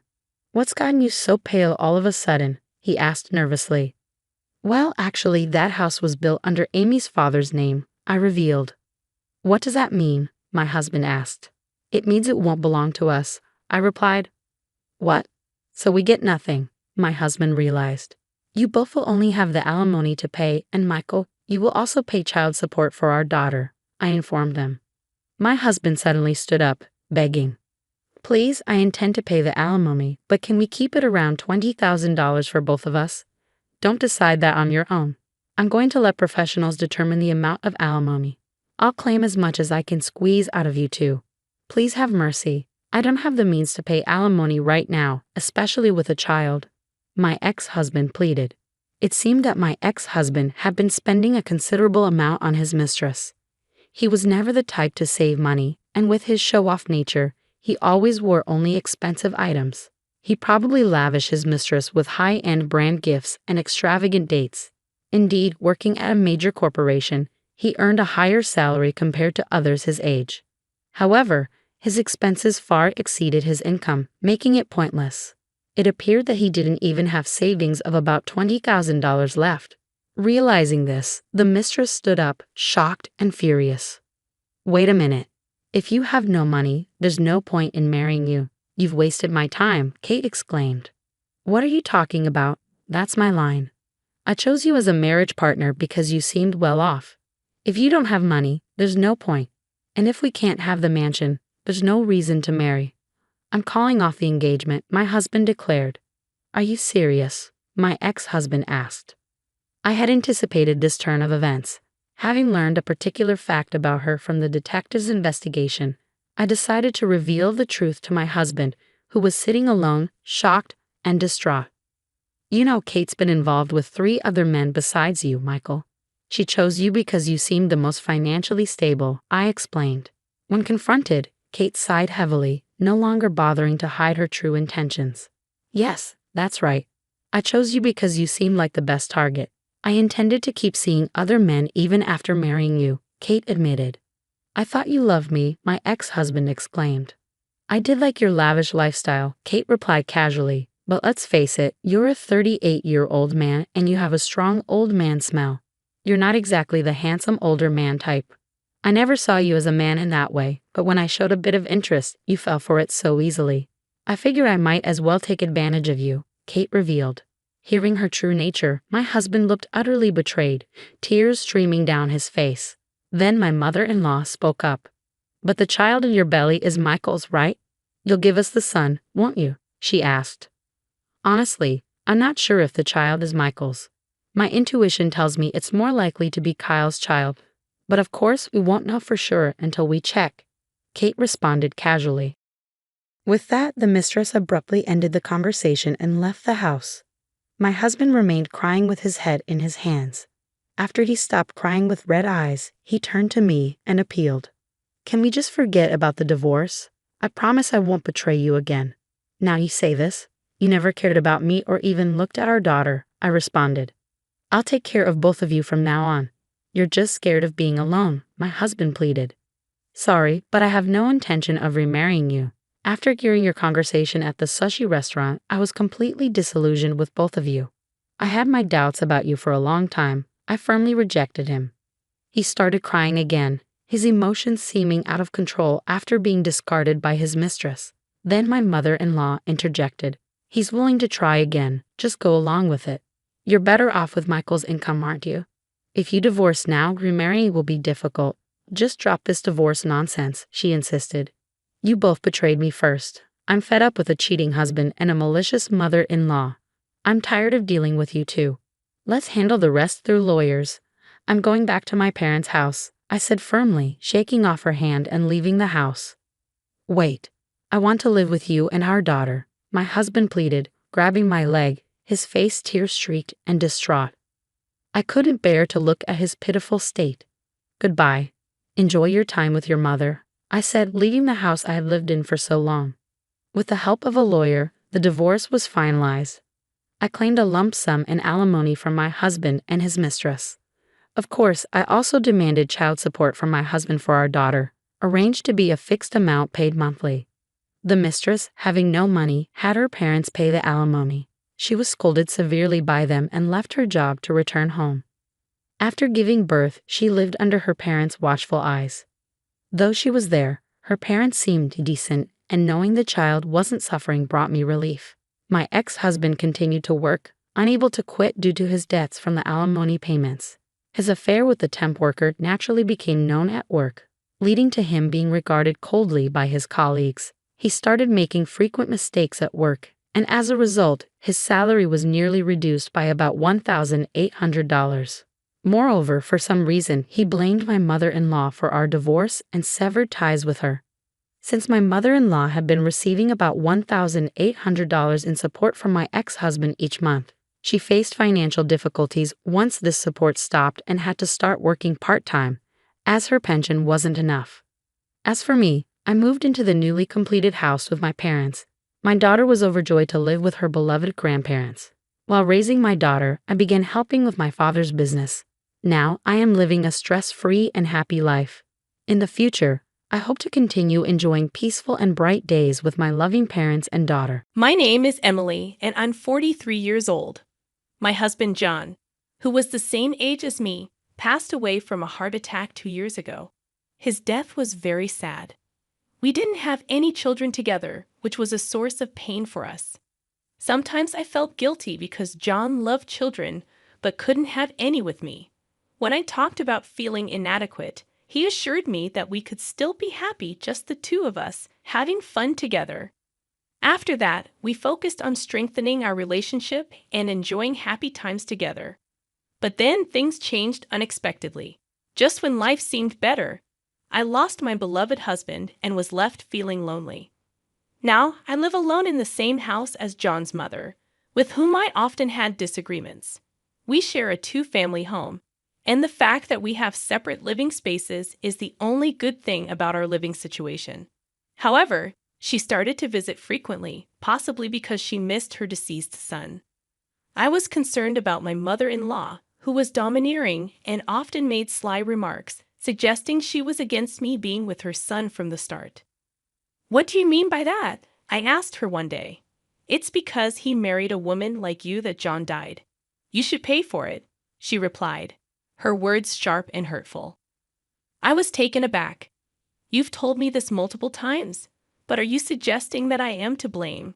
He probably got sick because you couldn't manage his diet. I bet your seasoning was too rich. The fact that he gained weight after marriage proves it, she continued.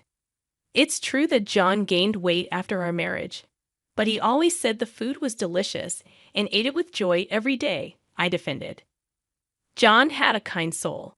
He would accept food even if it wasn't good without complaining. If you had been more attentive to his health, this wouldn't have happened, she accused.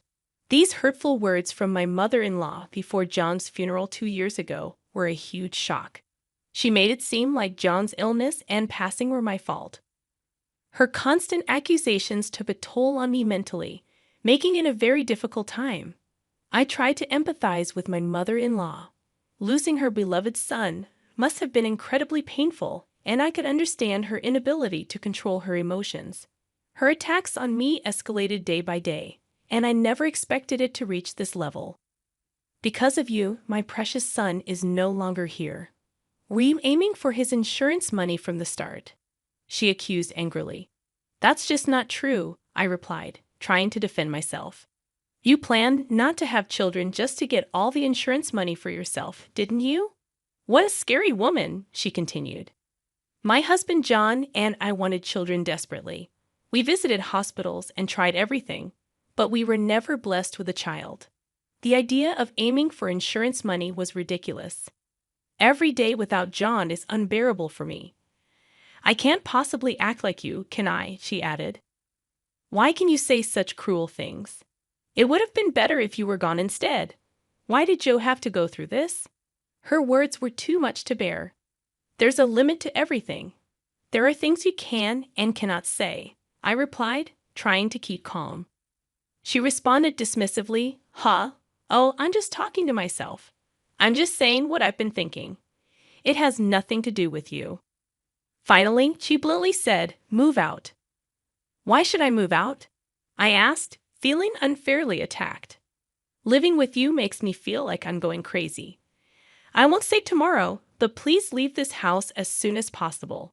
Since John's passing, the ownership of this house should be mine, she demanded. Her accusations were unbearable. Now that John is gone, you think the insurance money and the house are all yours, right? You're unbelievable, I exclaimed. I didn't know that there was insurance money involved, I explained. When she found out about the insurance payment after his death, it seemed to raise suspicions in her mind. She appeared to believe that I had caused John's death to get the house and insurance money, and no matter how much I tried to explain, she wouldn't understand. I was at my limit with the situation. Living with her was becoming increasingly difficult, and my days were mentally taxing. The next day, she continued her verbal attacks. You must be living comfortably without a home, with a lot of insurance money coming in, not even having to work. Is that why you came here today, to say such things? No, it's not like that, I replied, feeling frustrated. I couldn't stand her constant hurtful remarks.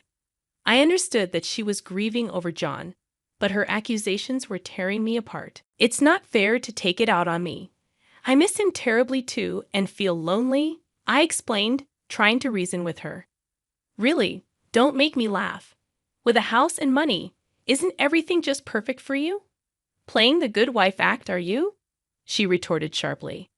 I don't want to hear such things. We struggled with not being blessed with children, but I loved John and always helped us share many happy moments together. I replied, hurt by her accusations. It's impressive how you can say such things with all the freedom, money, and everything going your way. Isn't life just perfect? She continued, her words cutting deep. That's so cruel. If I could exchange the money and house to have John back, I would do it in a heartbeat, I said earnestly. Oh, so you're saying you don't need the insurance money then, she sneered. Why would you even say that? If I don't need it, then I'll just have it, right? This money is the last gift John left for me, thinking of my future after he's gone. I want to cherish the sentiment, I explained. What a shameless woman you are, she remarked bitterly. At this point, I felt it was detrimental for both of us to continue living together. Summoning my courage, I made a proposal I had been contemplating for a while. Can we end this lifestyle? I asked tentatively. What do you mean? She replied. Every day we argue, and it's just hard on both of us. I think it's difficult to continue living together, I explained. That would be best. Please find a place and move out soon, she demanded. You're the one who should move out. This house is under my name, she countered. I can't believe you're trying to kick me out. You're even worse than I thought. The house is too big for me alone, and I'm considering selling it once then settle down. Plus, properties around here seem to sell for a good price, I suggested. Just when I thought about what you'd suggest next, it's about money again. How much more do you need to be satisfied? She exclaimed. If you're thinking of selling, you should just give it to me. Living alone, this house will be too big for you as well, and maintaining it, including property taxes, could be a burden. I can help you find an apartment. Or should I pay rent when I can live here? She added. If you're planning to sell, you should give it to me, my mother-in-law declared. I believe that renting an apartment would be more affordable than maintaining the whole house. I can't afford to pay rent every month, I explained. I will help with the rent, she offered. If that's the case, that's fine. I'm glad to be freed from living with you. I'd always thought it would be the worst to be with you till the end, I responded. Promise me financial assistance, she requested. All right then, let's start looking for an apartment soon, I agreed. So we decided to live separately. My mother-in-law seemed to be struggling financially, so I intended to help her with the apartment fees. Despite our complicated relationship, she is the mother of my beloved husband John, and I wanted to support her as much as I could. Around the time I started looking for her new apartment, I experienced a health scare. I was diagnosed with a cerebral hemorrhage, but luckily it wasn't life-threatening. I spent 2 months in the hospital, including a recuperation period. During my stay, my mother-in-law never visited me, but my parents and sister took turns caring for me. Thanks to their support, I could return to almost my regular daily life with only slight residual symptoms.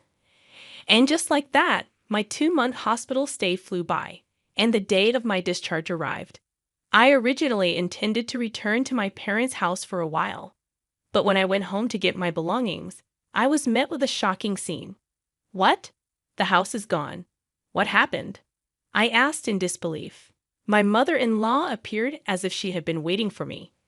Congratulations on your discharge.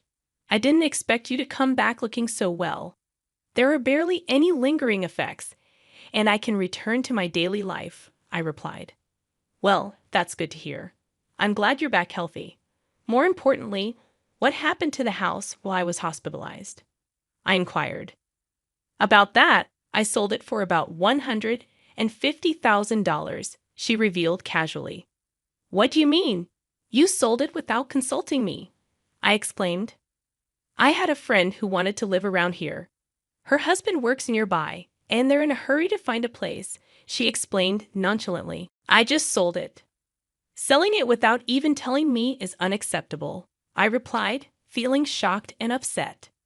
It's not a big deal. Right after you were hospitalized, I got this offer. I thought even if you survived, you'd probably have difficulties living normally and might end up in a facility. So I made a decision on my own. Don't be mad, she explained casually. I can't believe it. But thanks to me finding a buyer, we got $150,000 from selling the house, she added. While I was in the hospital, my mother-in-law sold the house without asking me. Apparently, their acquaintance had always wanted the land around my house, and my mother-in-law took it upon herself to conduct a private transaction. Are you planning to sell someone's house without consulting them, and then keep the money for yourself? The house was originally under John's name, right? I questioned. That's true, but I don't think it's any of your business. Anything that belonged to my son John is mine, she asserted. You interpret everything in your favor, but that's not how it works, I argued. What do you mean? When John passed away, the house title changed to my name, she replied confidently. Selling a house without the owner's consent is almost criminal, you know, I countered. Please don't call me a criminal. Do you think you'd win in court? How about splitting it? Expect it to be $75,000 each, she suggested. It's not about the money. Then why are you so angry? While I was hospitalized, you sold our house on your own and used the money to buy a condo for yourself. Coincidentally, a condo next to our house was on sale for about $75,000, and she lives there now. Moreover, my belongings were placed in the new home. When I had my cerebral hemorrhage, she seemed to have doubted my condition was serious and made various decisions ahead of time during these 2 months. I explained, feeling betrayed and frustrated. I decided to confront the self-centered woman with the truth. The house is no longer under my name, I revealed. What do you mean? She asked. I was in the process of selling the house while I was hospitalized, I explained. Because of the good location, it was quickly decided. I was supposed to handle the procedures after I got discharged, but I've already sold it, so it's too late. You should cancel it right away. It's my house, she insisted. So I don't have any reason to cancel. Please explain the situation to your acquaintance and refund the $150,000, I insisted. What are you talking about? I've already bought a condo, so I can only return half of it. Then you'll have to sell the apartment you're living in now to refund the money, won't you? My clients also seem to be planning on demolishing the house, so it's convenient. I'd also have to move forward with the procedures, so please refund the money soon, she replied, dismissing my concerns. Wait a minute, we're not done talking yet. I'm thinking of returning to my parents' home, so I'd appreciate it if you could send my belongings there, I requested. Wait, I think today will be the last time I see you. Please take care, she said abruptly. Following this, I cut ties with her. Later, I heard she apologized to her acquaintance to whom she had sold a house without permission and repaid them the cost, including demolition and inconvenience fees, amounting to about $170,000. Furthermore, although she sold her apartment, its value had decreased since her purchase, and she ended up with significant debt. On the other hand, due to her actions, I saved on demolition costs and made a considerable profit from selling my house. A new house was built on the land where we had lived. I was nostalgic about the familiar place where I had spent happy times with John. Seeing the new house evoked bittersweet feelings, but I decided to visit the place. Unexpectedly, someone I never wanted to see again appeared. Well, it's been a while, hasn't it? She said. Why are you here, mother-in-law? I asked. I'm on my way to work, she replied. You're going to work now? I questioned. Yes, I'm working because of you, she responded. What happened to the assistant for my apartment you talked about? I inquired. We've cut ties and are no longer family, so that discussion is void, she stated. John would be saddened by the situation. I'd say the same thing to you, I remarked. What do you mean? She asked. John always prioritized me and treated me with such kindness. He was always considerate, wasn't he? I continued. What are you trying to say? She questioned. You used to blame me almost every day, saying that John's death was my fault. I explained. Yes, because it's the truth. If Joe hadn't met you, he would still be alive today, she argued. Are you still going to say that? Will that change how you feel? I countered. I have no reason to be lectured by you. Now that you've got so much money, you should at least take on some of the debt. You're still family, aren't you? She asserted. I never really liked you, but I intended to take care of you because you are the beloved mother of John, I replied. Of course, that's the least you can do, she agreed. But honestly, I cannot forgive some of the things you've done and said after I had a stroke. I just can't forget the hurtful words you've said to me, I confessed. That was months ago. Don't hold a grudge, she advised. It's hard for the person who was hurt by those words to forget, I replied. You're quite tenacious, aren't you? She remarked. Call it what you will. I'm not involved anymore, I stated firmly. By the way, aren't you supposed to be at work by now? I redirected the conversation. Oh, look at the time. Take care on your way, she said, changing the subject. If it weren't for you, I'd be enjoying a peaceful retirement by now, she added. Sounds like you regret your choices. Instead of blaming others, maybe it's best to reflect on your own actions, I suggested. I then spoke my mind to her and left the scene. It had only been 2 years since John passed away, but thanks to the money he left behind, I am now able to lead a stable life. The money that John left for me is invaluable, and I intend to use it wisely. I've purchased an apartment near my parents' house, and I'm living there alone. I miss having John by my side, but I find comfort in believing he's watching over me from heaven. I want to live a long, healthy life, cherishing the memories I shared with John and living for the both of us. My dream is to one day reunite with them in heaven and share all our cherished memories once again. I never expected my grandson to have a condition that affects his development. It felt like he was a broken toy, useless and not good enough for our family. My father's hurtful words froze the atmosphere during my sister's funeral. She had been raising her son, who has this condition, on her own until she passed away, leaving him behind. My parents were saying hurtful things without thinking. It was like an invisible wall formed around them, pushing people away. I didn't want my sister's son to hear their hurtful words, so I covered his ears with my hands and glared at my parents. But they kept talking, not caring about the situation. They said, "Take care of him yourself. We don't want to deal with him." They even made insensitive comments like, "Being infertile isn't so bad when you have him." I was furious. I had already planned to care for him myself. I couldn't leave him with people who thought so unfairly. My husband and I stood up to my parents, telling them we would raise him with love and cut ties with them. They left with a sneer, not realizing what they would miss out on. Now my name is Julia, and I'm 30 years old. I work from home and live with my kind husband, Nick, who is 1 year older than me. We had wanted children before we got married, but then something unexpected happened. After tests, it was discovered that I have a condition that makes it hard for me to get pregnant. We debated for days whether to pursue treatment, but Nick said, "I'm happy as long as I can live happily with you, even without children. Please don't worry too much." My in-laws also reassured us, saying, "We just want you both to be happy. We will support whatever you decide." Their kind words brought me to tears. Until then, I had felt guilty about not giving Nick and my in-laws grandchildren, but hearing their understanding made me feel less burdened. Despite feeling more at ease, my worries didn't vanish completely. The source of my anxiety was my own parents. They were overly concerned about what others thought and constantly brought up the topic of having children whenever we saw them. Nick and my in-laws understood our situation and supported our decision to live without kids. Even when we explained our choice, my parents would say hurtful things like, "Don't you want to repay us by giving us grandkids?" Or, "What will we say when our neighbors ask why our oldest daughter hasn't had any children yet?"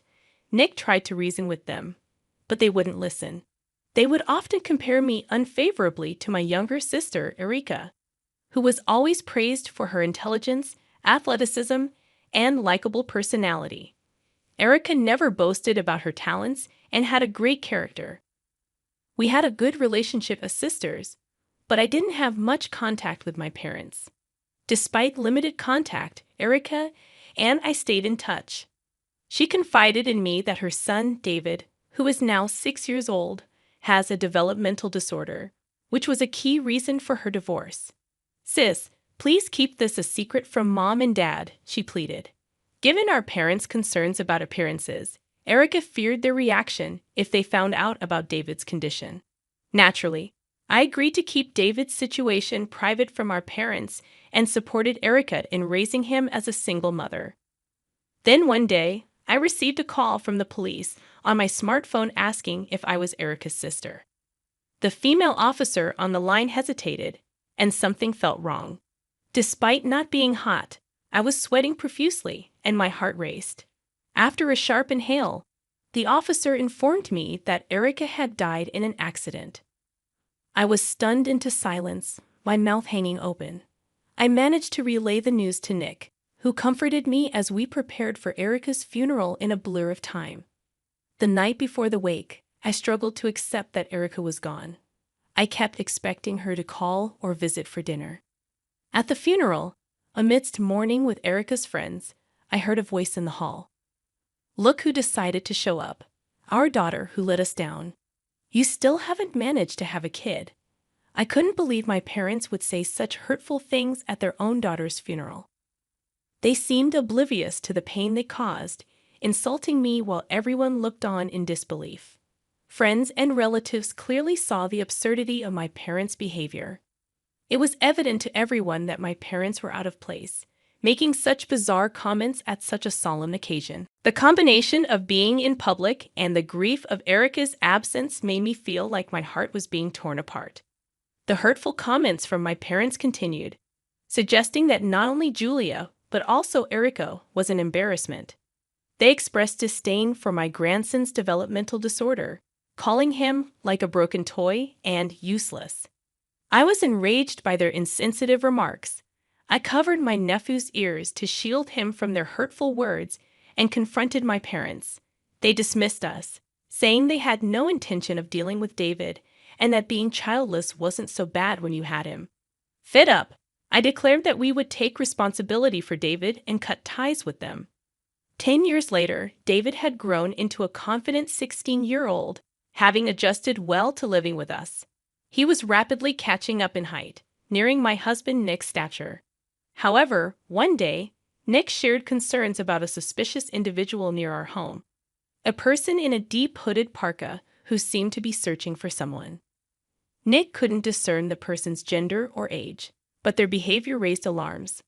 I became more cautious when going out, heeding Nick's advice to be careful in our surroundings.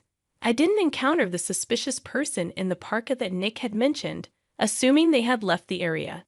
However, on my way home from shopping, I was startled to find two individuals boldly sitting in front of my house. My first thought was if they were thieves, but that seemed too obvious. Wondering about their intentions, I was about to reach for my phone to call the police when they called out to me. "Julia, is that you? We've been looking for you," they exclaimed.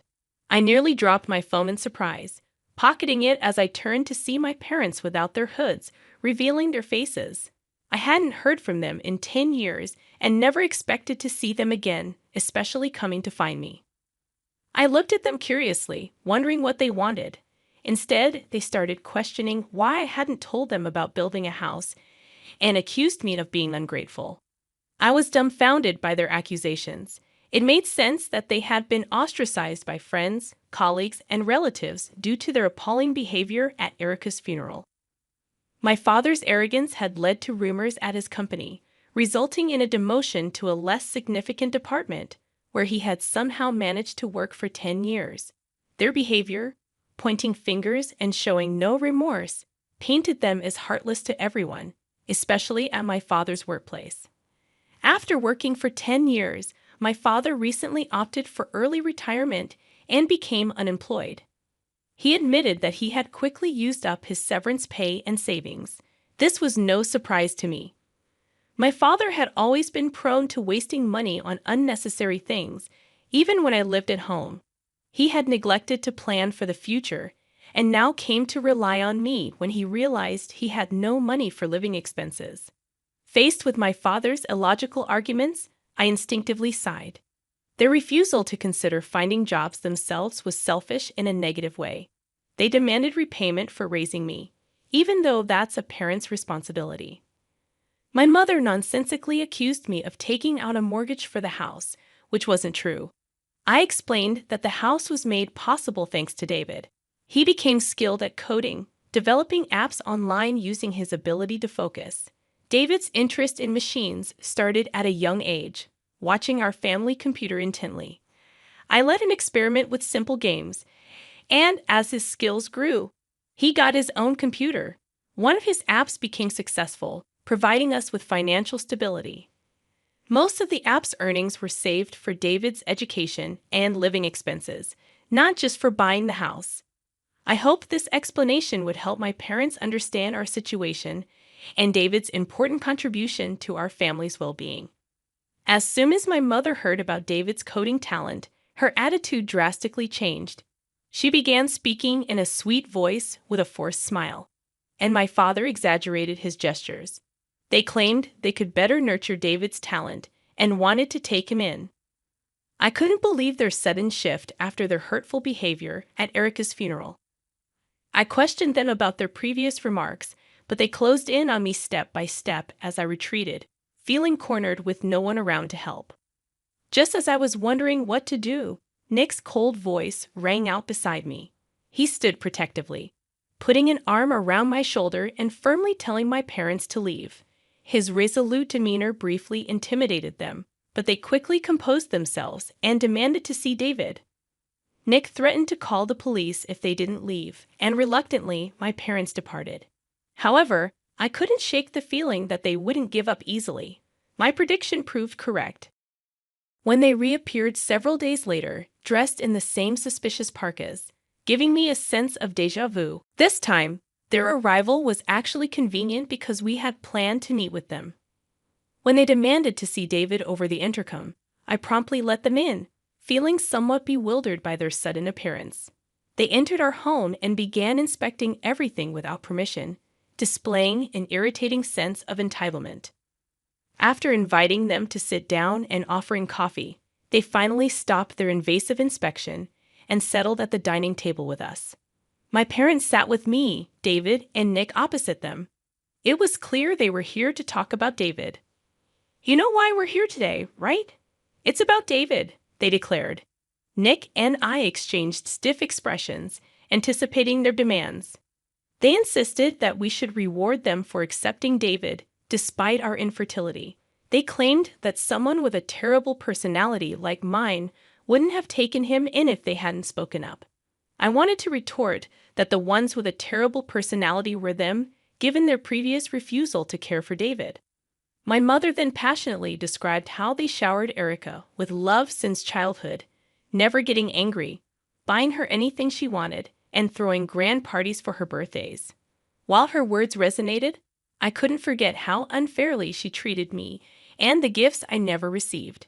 Erica, troubled by their favoritism, often apologized for their behavior, taking blame for things I hadn't done. The conversation left me conflicted, torn between memories of their biased treatment and their unexpected display of affection towards Erica. It was touching to recall how Erica secretly celebrated my birthdays with thoughtful gifts, showing her kindness despite our parents' unfair treatment. She grew up unaffected by their mindset, becoming a normal and kind person. However, my parents mistook her good upbringing as a result of their parenting and believed they could do the same with David. But when they approached David after so many years, he didn't recognize them. Their appearance had drastically aged due to financial hardships. Understandable why he didn't remember them. Shocked and hurt by being forgotten, my parents were speechless. Nick then handed them an envelope containing documents. They discovered evidence of their gambling debts, revealing Nick's suspicions about their identities from the start. Nick's stern tone conveyed his anger and determination. He made it clear that we couldn't trust them, not just because of their financial instability, but also their character. We had already cut ties with them, owing them nothing. Intimidated by Nick's assertiveness, my parents collapsed from their chairs, but fortunately didn't hurt themselves badly. It was a tense and emotional moment, but Nick's resolve protected our family from their manipulative demands. After their final departure, Nick and I hugged David tightly, feeling relieved. We later learned that my parents had to sell their house to pay off their debts. They reached out to relatives and acquaintances for help, but were turned away due to their infamous behavior at the funeral. Despite their circumstances, we firmly refused to let them stay with us.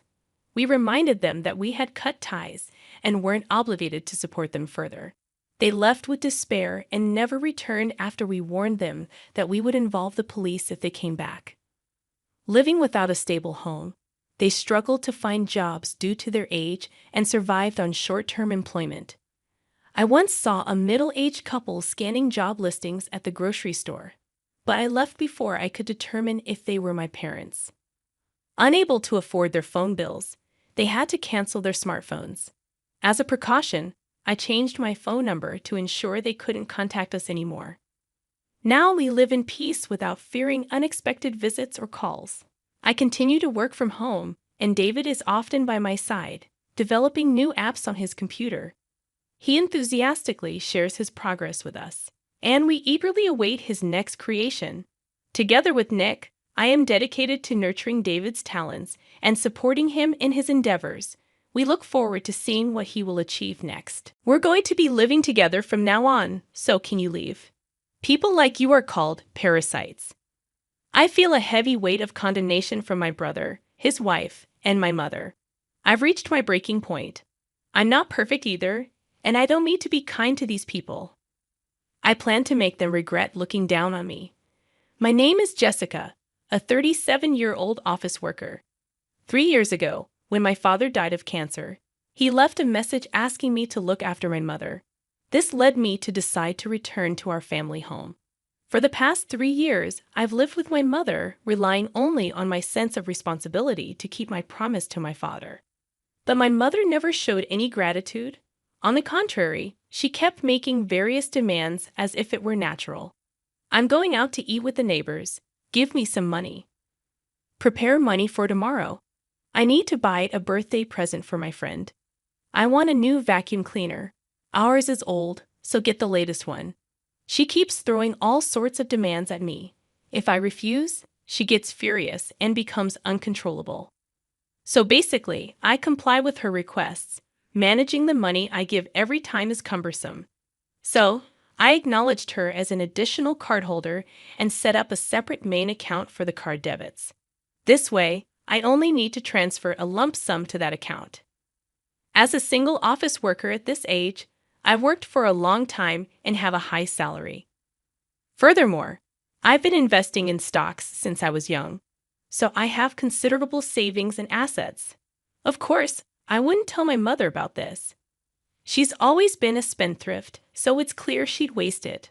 But for now, even if she squanders money, it's not particularly problematic. Unaware of this, my mother continues her wasteful spending while I try to save as much as possible. Our monthly expenses amount to about $4,000, with the majority being my mother's spending. I fully understand that it's wasteful, but changing the situation isn't easy. I'm not strong enough to abandon my mother. Complicated feelings toward my family get in the way. I wonder if valuing family is hypocrisy or a weakness. The main reason I continue this distorted life is the promise I made to my father. I deeply respected my father. He was diligent, kind, and straightforward, the ideal adult I aspired to be. Following my father's teachings, I started investing at an early stage. Inspired by his words, the earlier, the better, I began saving money from my student days. Even after entering the workforce, I continued to save until I had accumulated enough funds to begin investing. During that time, I educated myself about money and accumulated knowledge. Thanks to this, I was able to smoothly proceed with my investments, yielding profits without any major setbacks. I also emulated my father in how I approached my job. Whenever I faced challenges, I always consulted him. In my early working years, I often went out for drinks with my father after work.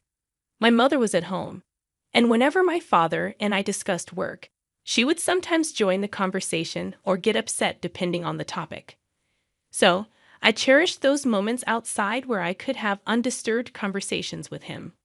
Guided by my father's advice, I achieved success in my job and gained confidence. I grew to love my work even more. As a result, I became deeply committed to my career. Although I remained single, I have no regrets about being so work-oriented. Life continued much the same way. My mother's spendthrift ways were a concern, but by letting her be and focusing solely on my work, I could lead my life. My mother imposed household chores on me, even though I was working. As a result, I strived to balance both work and household duties. Consequently, I juggled both work and domestic responsibilities. As time passed, I became adept at household chores and even improved my cooking skills. I tried to see this in a positive light, believing these skills would come in handy if I ever got married. However, I was growing weary of a life tied down by my mother. I knew I had to eventually break free from this lifestyle. In the midst of all this, the presence of my elder brother and his wife added to my troubles. Recently, my elder brother David, who's 2 years older than me, and his wife Lily, who's the same age as me, began visiting our family home frequently. There wasn't a problem with them visiting, but historically, David and I never got along well. Our personalities clashed. I was more conservative and careful, resembling my father, while David, like our mother, was the complete opposite. From childhood, he would spend his allowance as soon as he got it, lacking any foresight or planning. He lived for the moment. One of David's clever tactics was winning our mother over. He was very skilled at being sweet and charming. Whenever he ran out of money, he would sweet-talk her into giving him more. "Mom, thank you for always working hard and doing household chores for us. I'll help out with chores next time." With such flattering words, he would easily manipulate her, and she would invariably buy him whatever he wanted. Furthermore, David was skilled in sports and was an active member of club activities, especially in soccer. He was good enough to be chosen as a select member, and his impressive performance was praised by people in the neighborhood. To Mother, David was a son to be proud of.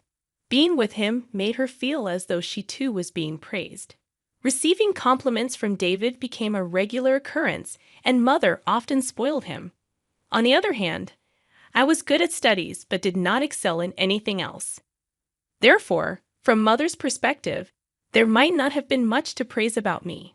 I looked average, and most people in the neighborhood seemed to know me as David's sister.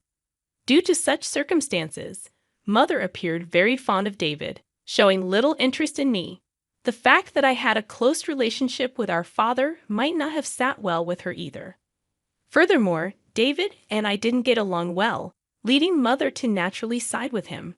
Although our father tried to treat both of us equally, Mother's special treatment made David more arrogant and cold towards me. "Jessica, move, you're in the way." "Why?" "I was watching TV first. The anime I want to watch starts now." "Move from that spot on the sofa." "What? You've recorded that anime. You can watch it later." "I want to watch it live now." "Just move." David's selfishness was a recurring event. He wasn't satisfied unless he got his way. Even observing these unreasonable demands, Mother was always on David's side. Whenever we fought or argued, even when David was at fault, she always took his side. "What are you doing, Jessica? David's show is starting, so hurry up and let him watch." "But I was watching something." "Stop being selfish and let him watch. You go back to your room since you're just in the way." Mother yelled at me with a harsh tone and attitude. With no other option, I returned to my room while David took the sofa without any sign of remorse. Mother brought snacks and juice only for David, not for me, especially when our father was not around. Mother would favor David and ignore me, growing up in such an environment. I naturally distanced myself from David as we became adults. The first time I met David's wife, Lily, was unforgettable. "So you're David's sister, Jessica, right? You're just as plain and unfashionable as David described you. You lack any charm." I was at a loss for words. Shockingly, this was said to me during a family gathering. While she might have been scolded by her parents for such words, David and Lily seemed to enjoy it. I instantly took a dislike to Lily. Even at family gatherings during New Year's and Independence Day celebrations, Lily insulted me many times. "Jessica, we're the same age, but you're still not married. It feels like you've never even had a boyfriend, right?" David and Lily, in unison, made fun of me. "No man would ever want to date someone as plain as you. Jessica has always been a worthless woman with nothing going for her."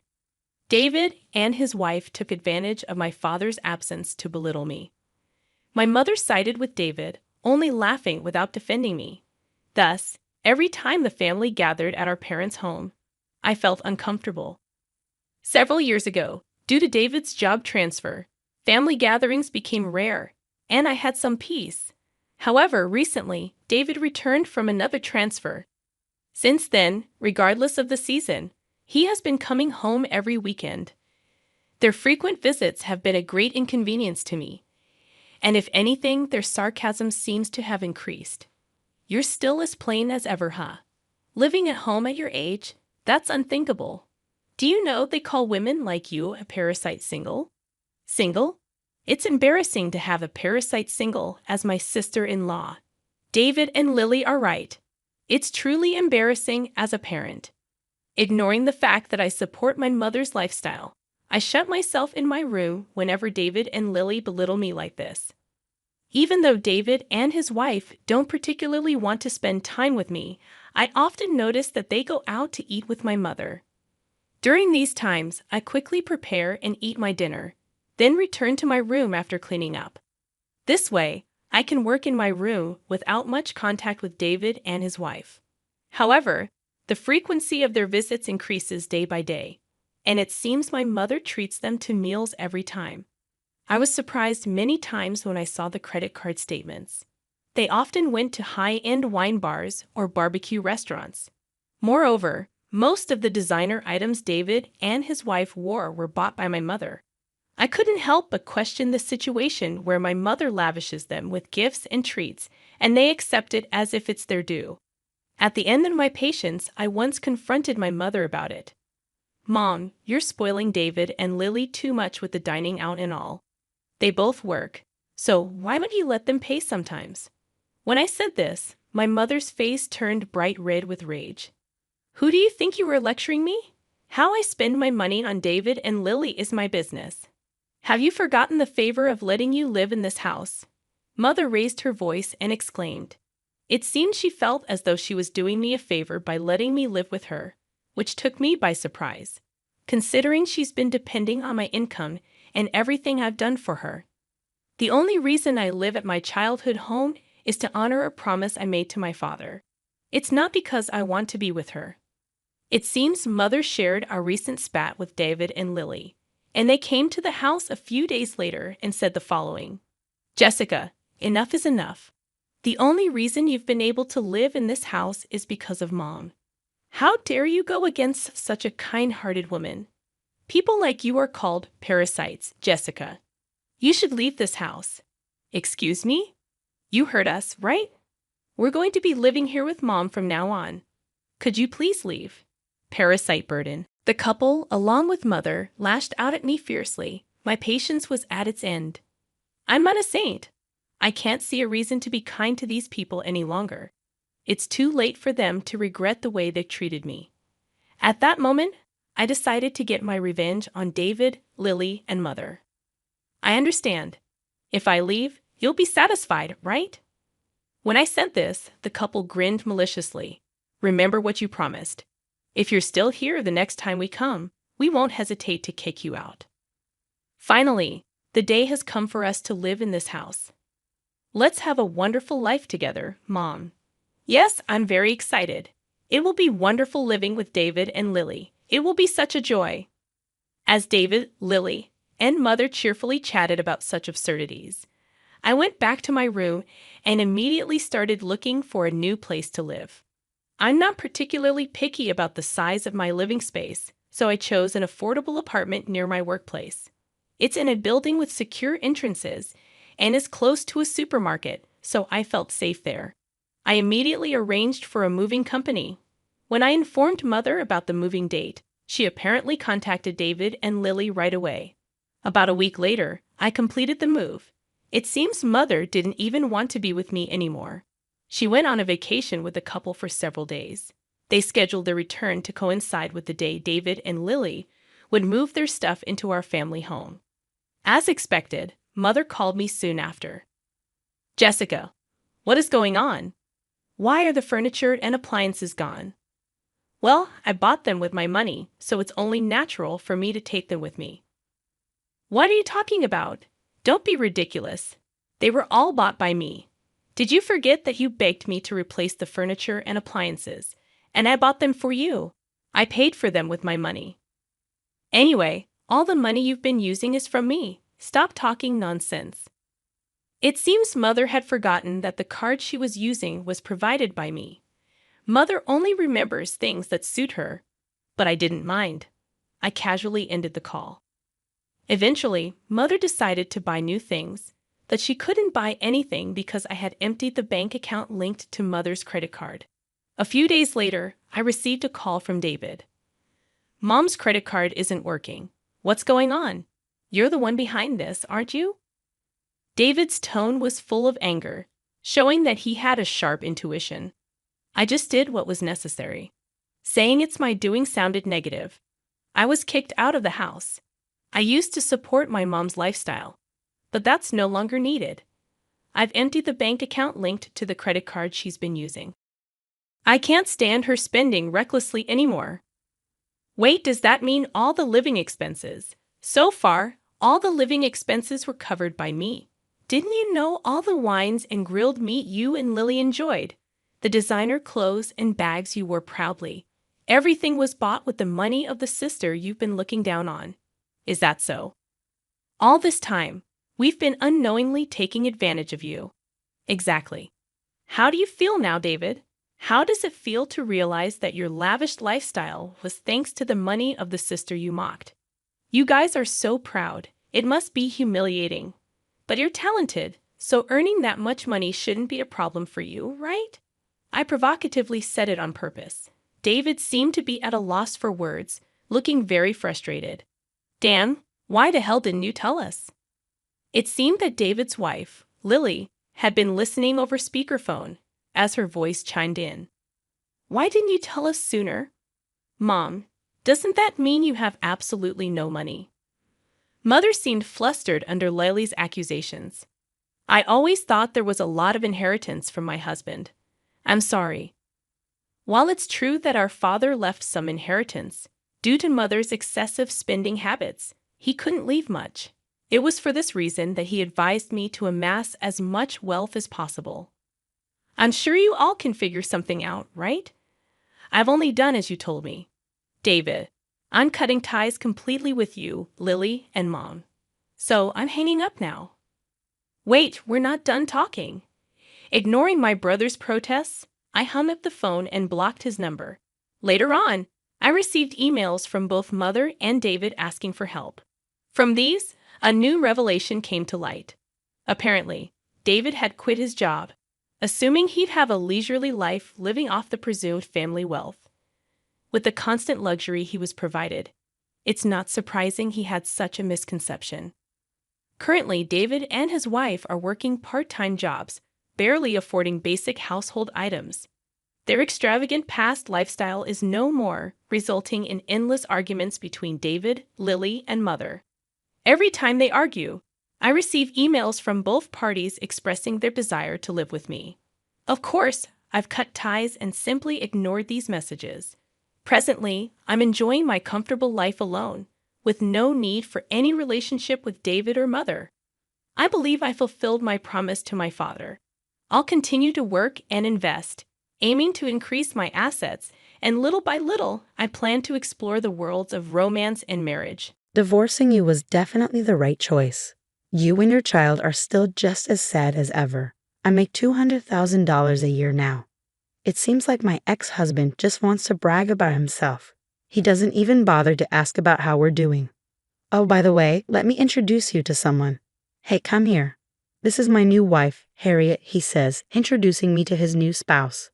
What on earth is he thinking? Are we done here?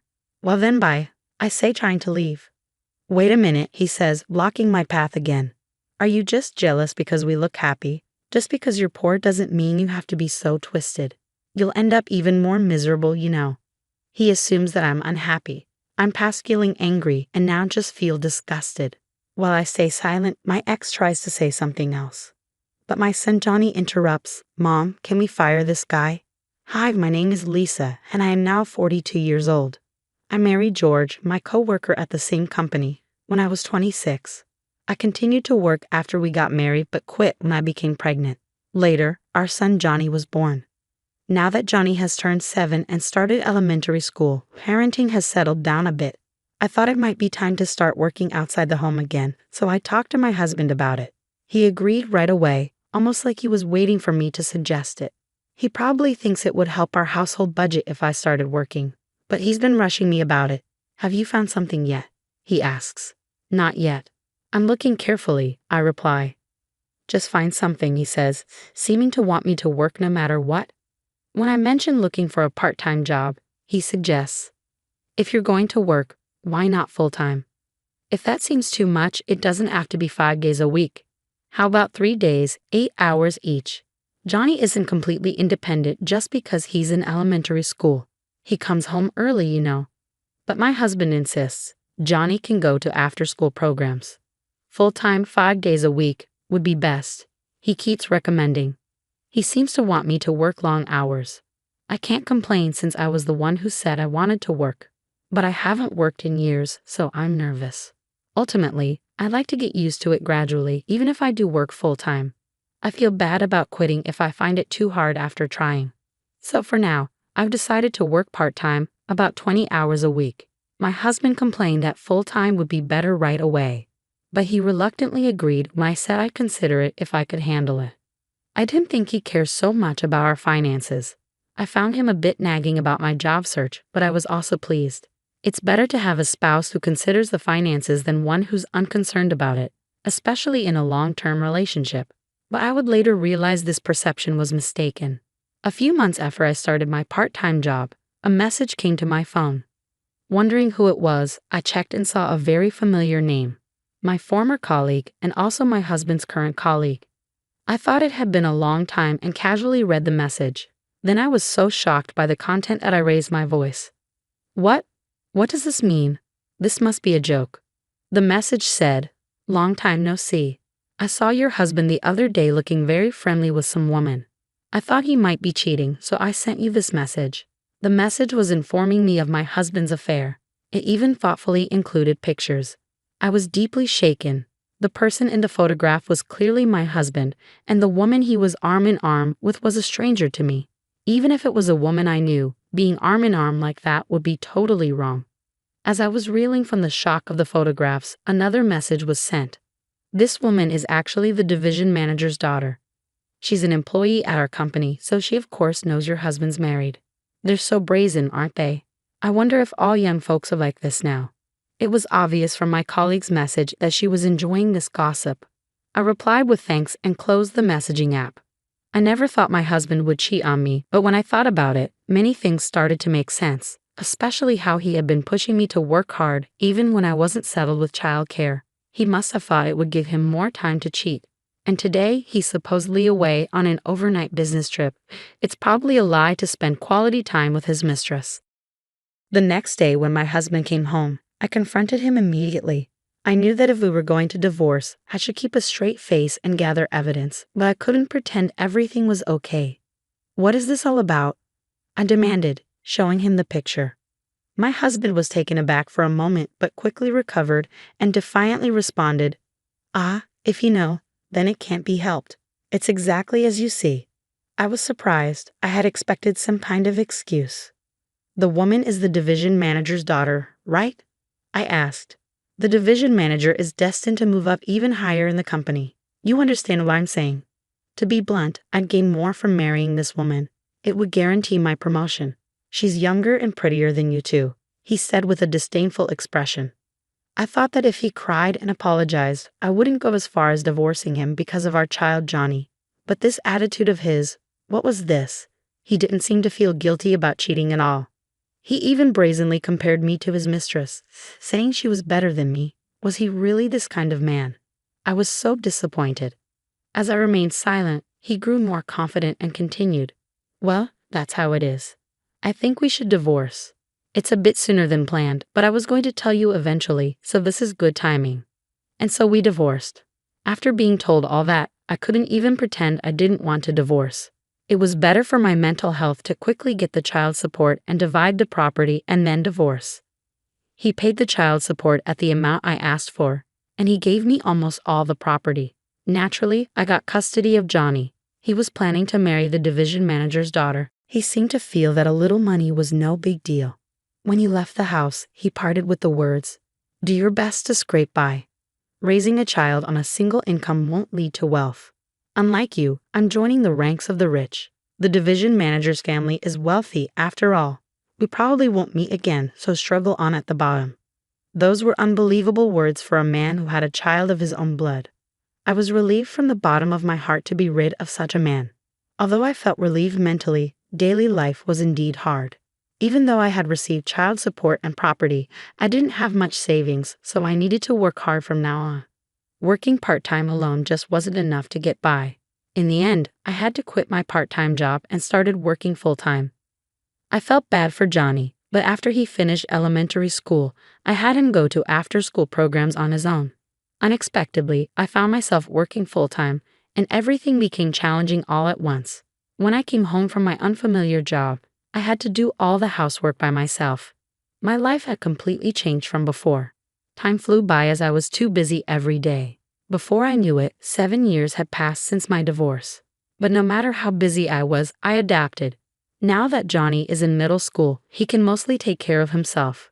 I think he's grown into a very responsible boy compared to other boys his age, perhaps because I'm always so busy. He even does the cooking and laundry for me. Thanks to that, I've been free from housework and childcare. And for the past few years, I've had time for myself. Both my personal and working life are going very well. Now I can say it clearly, I'm certainly glad I broke up with that awful man. If I had continued to be married to him, I wouldn't have this life now. But one day, while my son and I were shopping at the local mall, I ran into that terrible guy. It was my ex-husband, George. I didn't notice him, but he started talking to me. "Hey, isn't that you, Lisa? Long time no see. You've really aged." "Is that what you say to someone you haven't seen in a while?" I snapped. A person with normal sensitivity would never say that to a woman. It was clear he hadn't grown at all as a person. "Huh, you're the one who's aged a lot. I didn't recognize you for a moment." Honestly, George had aged a lot. I hadn't seen him for 7 years, but it felt like he aged twice as much. His hair was thinning and his belly was out, showing a complete middle-aged figure. I thought talking to my ex-husband was a waste of time, so I tried to walk away, saying, "Oh well, long time no see.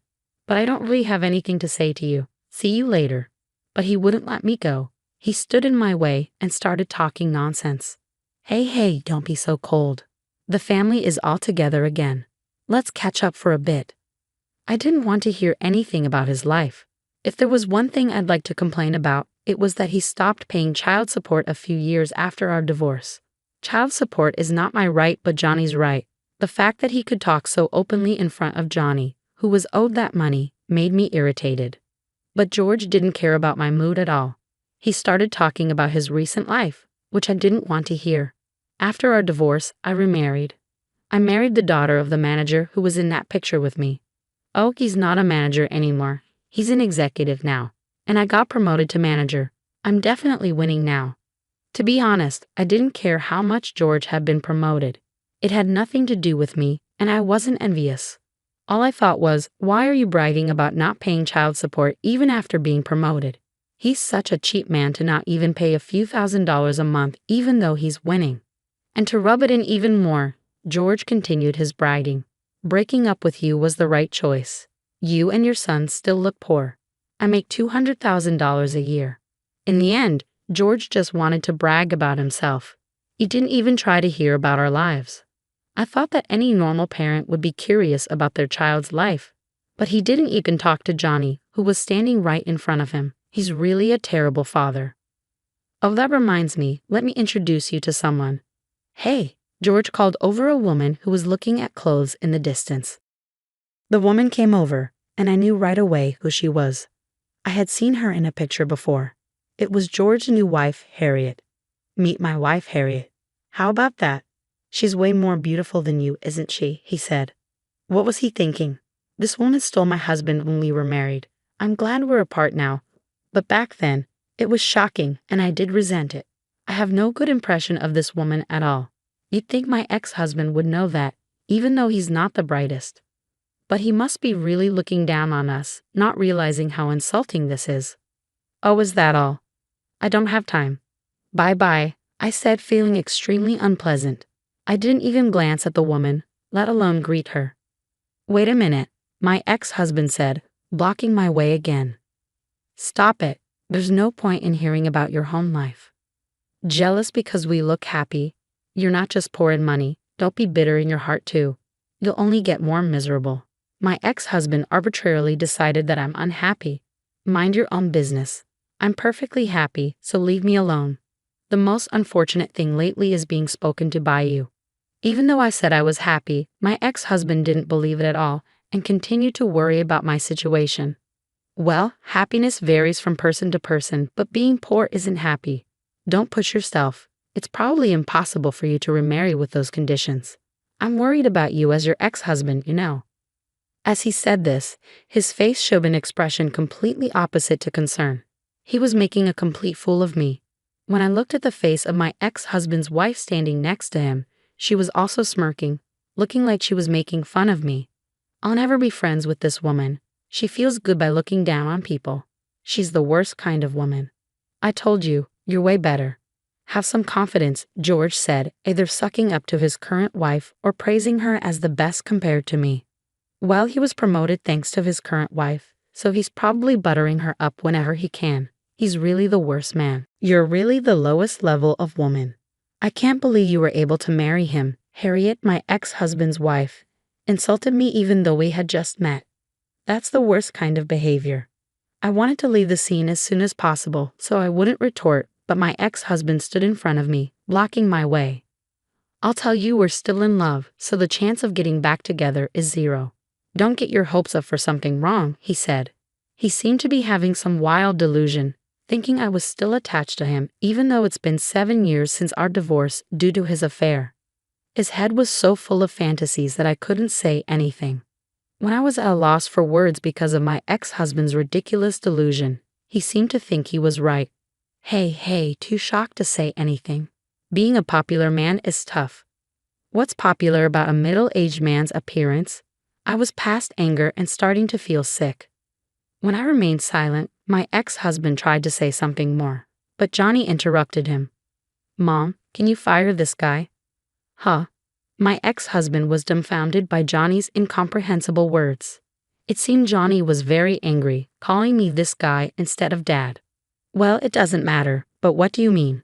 I'm not getting fired, am I? You're in middle school now, study properly. He talked down to Johnny too. It's unforgivable that he was making fun of my beloved son as well. I was about to explode with anger at my ex-husband when I heard a voice calling me. Hey, what's going on here? A man came over, calling out. My ex-husband froze when he saw the man's face. Why are you here, boss? He asked the man in front of him. I'm just here shopping with my family. Are you saying I shouldn't be here? No, I'm sorry. I didn't mean it that way, but I was just wondering why you were talking to my ex-wife. Oh, that's natural. She's my current wife after all. What? Her? No, this is your wife, boss. I can't believe it. My ex-husband stammered. Actually, about 3 years ago, I remarried the CEO of my ex-husband's company. The CEO and I became close after my divorce when he approached me while I was shopping at the supermarket. Since I had previously worked at the same company as my ex-husband, I knew the CEO. The CEO knew that my ex-husband had an affair with the head of his department's daughter, leading to our divorce, and that he later married her. It seemed that the CEO was quite bitter about this as a fellow man, but he thought he couldn't meddle in an employee's private life until he saw me at the supermarket and impulsively spoke to me. I was very surprised since I knew the CEO, but I didn't think he would remember my face and name as just an ordinary employee. Perhaps he remembered me easily because I worked at the reception desk of the company. It seems your marriage didn't work out, but I'm sure you'll find someone better soon. CEO, I'm glad you remember me, but you don't have to worry about me. I'm fine. At that time, I had been divorced for less than a year, so I was somewhat putting on a brave face. But the CEO, with his vast life experience, saw right through my act and comforted me with kind words. Divorce takes more than 3 times the effort of marriage. Even if you divorce smoothly, it's tiring. I've never been divorced, but I felt utterly unmotivated when I lost my wife to death. When a man and woman who once loved each other part ways, that's just how it is. So you don't need to put on a brave face. The CEO knew the loneliness of ending a married life. While I was glad to have separated, I was also feeling a whirlpool of emotions like loneliness and emptiness at the time, so his words touched my heart. If talking to someone like me helps, call me anytime. I'll treat you to dinner whenever you like, he said, handing me his business card. I thought it would be too bold to contact him for about 2 years. But as time passed, I calmed down and wanted someone to talk to again. So I finally decided to call the CEO. Despite his busy schedule, the CEO made time for me and treated me to dinner. When I was an employee, the CEO was still a department head, and he had an unapproachable aura since he was the previous CEO's son. But once we had dinner together, I found him easy to talk to, like a nice uncle. Perhaps because I was no longer an employee, the CEO and I quickly became good drinking buddies. Then, about a year passed, and the CEO proposed to me with a serious look. "You're kidding, Steve. Don't joke like that." I thought it was a joke since he mentioned it while we were drinking, but the CEO was serious.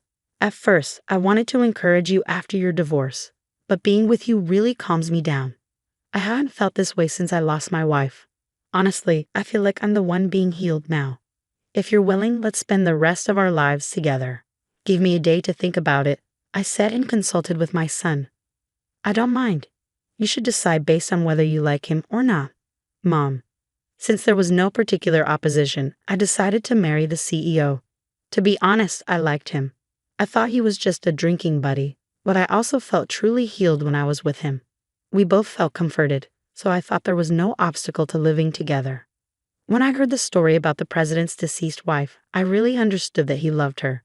Every time I heard that story, I thought how happy I would be if I could marry someone who loved me like that.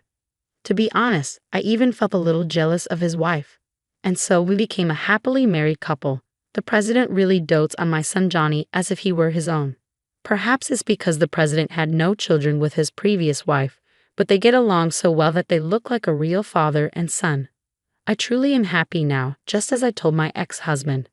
My ex-husband's face turned pale, and he started trembling when he heard that I married the president. He never expected the husband of his poor ex-wife, who he looked down upon, to be the president. "Dad, this man was mocking Mom."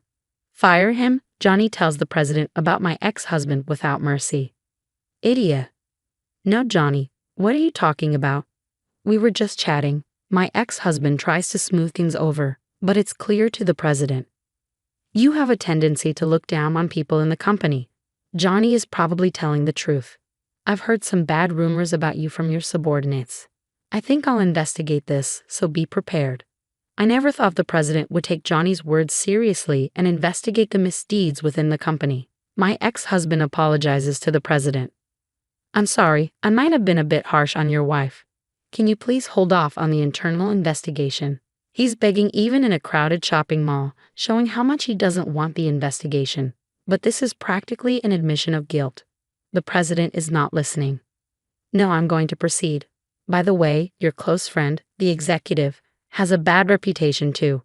I'll investigate you both thoroughly." Upon hearing this, my ex-husband's wife also apologizes. "No, it's fine if it's just him, but my dad has nothing to do with it. If you must do it, please do it to him only." Hearing that line, my ex-husband started arguing with his wife on the spot. "What do you mean? You're planning to abandon me? Don't joke around. There are plenty of men like you. Of course my dad is more important. It's said that one should not interfere in lovers' quarrels, and it's completely shameful. We don't want to be associated with them." So we ignored the arguing ex-couple and left the store. Those selfish people will probably have trouble from now on, but it's their own fault. The president immediately organized a team to thoroughly investigate my ex-husband and the executive's work the next day. All the things that came out: harassment of subordinates, countless verbal abuses, favoritism, and worst of all, forcing clients to entertain them. It was an astonishing number of incidents happening over many years. Abusing a strong position to demand entertainment is totally inappropriate in this day and age. This attitude of exploiting their position for personal gain is completely out of line. My ex-husband and the executive were demoted and sent to a branch office in Nebraska. They probably knew this would happen, so they apologized again and again in the shopping mall. This means they knew they were doing wrong. Knowing and doing it anyway makes it malicious. They'll probably never get promoted again. According to the president, they both ended up resigning from the company. They were probably afraid of retaliation from the employees they had harassed and were now ordinary workers. However, it didn't end with just quitting. They were sued by the employees they had harassed. Since they were disliked by almost all the employees, There was a lot of evidence, and they completely lost in court. They were charged with enormous compensation and ended up in debt. The ex-husband's wife, whose family became poor, seems to have blamed her husband, and their marriage turned sour. They ended up divorcing soon after. Every day they argued, and the ex-husband took it out on his wife. So she might even sue him for damages, and the situation could become a legal quagmire. Seeing the downfall of my ex-husband makes me realize that it's best to live honestly and sincerely in this world. I was able to conceive a child with the president. I'm 42, so it's a late childbirth, but a healthy baby was born, so I'm relieved. Johnny seems very happy to become a big brother and takes good care of the baby, even feeding the baby milk every day. Steve is talking ahead of time, hoping that Johnny will grow up and help build the company. We're both getting older, so raising a child will be hard, but the fear flies away when I look at the baby's sleeping face. Thank you for being born. Mom's gonna work hard, I think, as I face the day.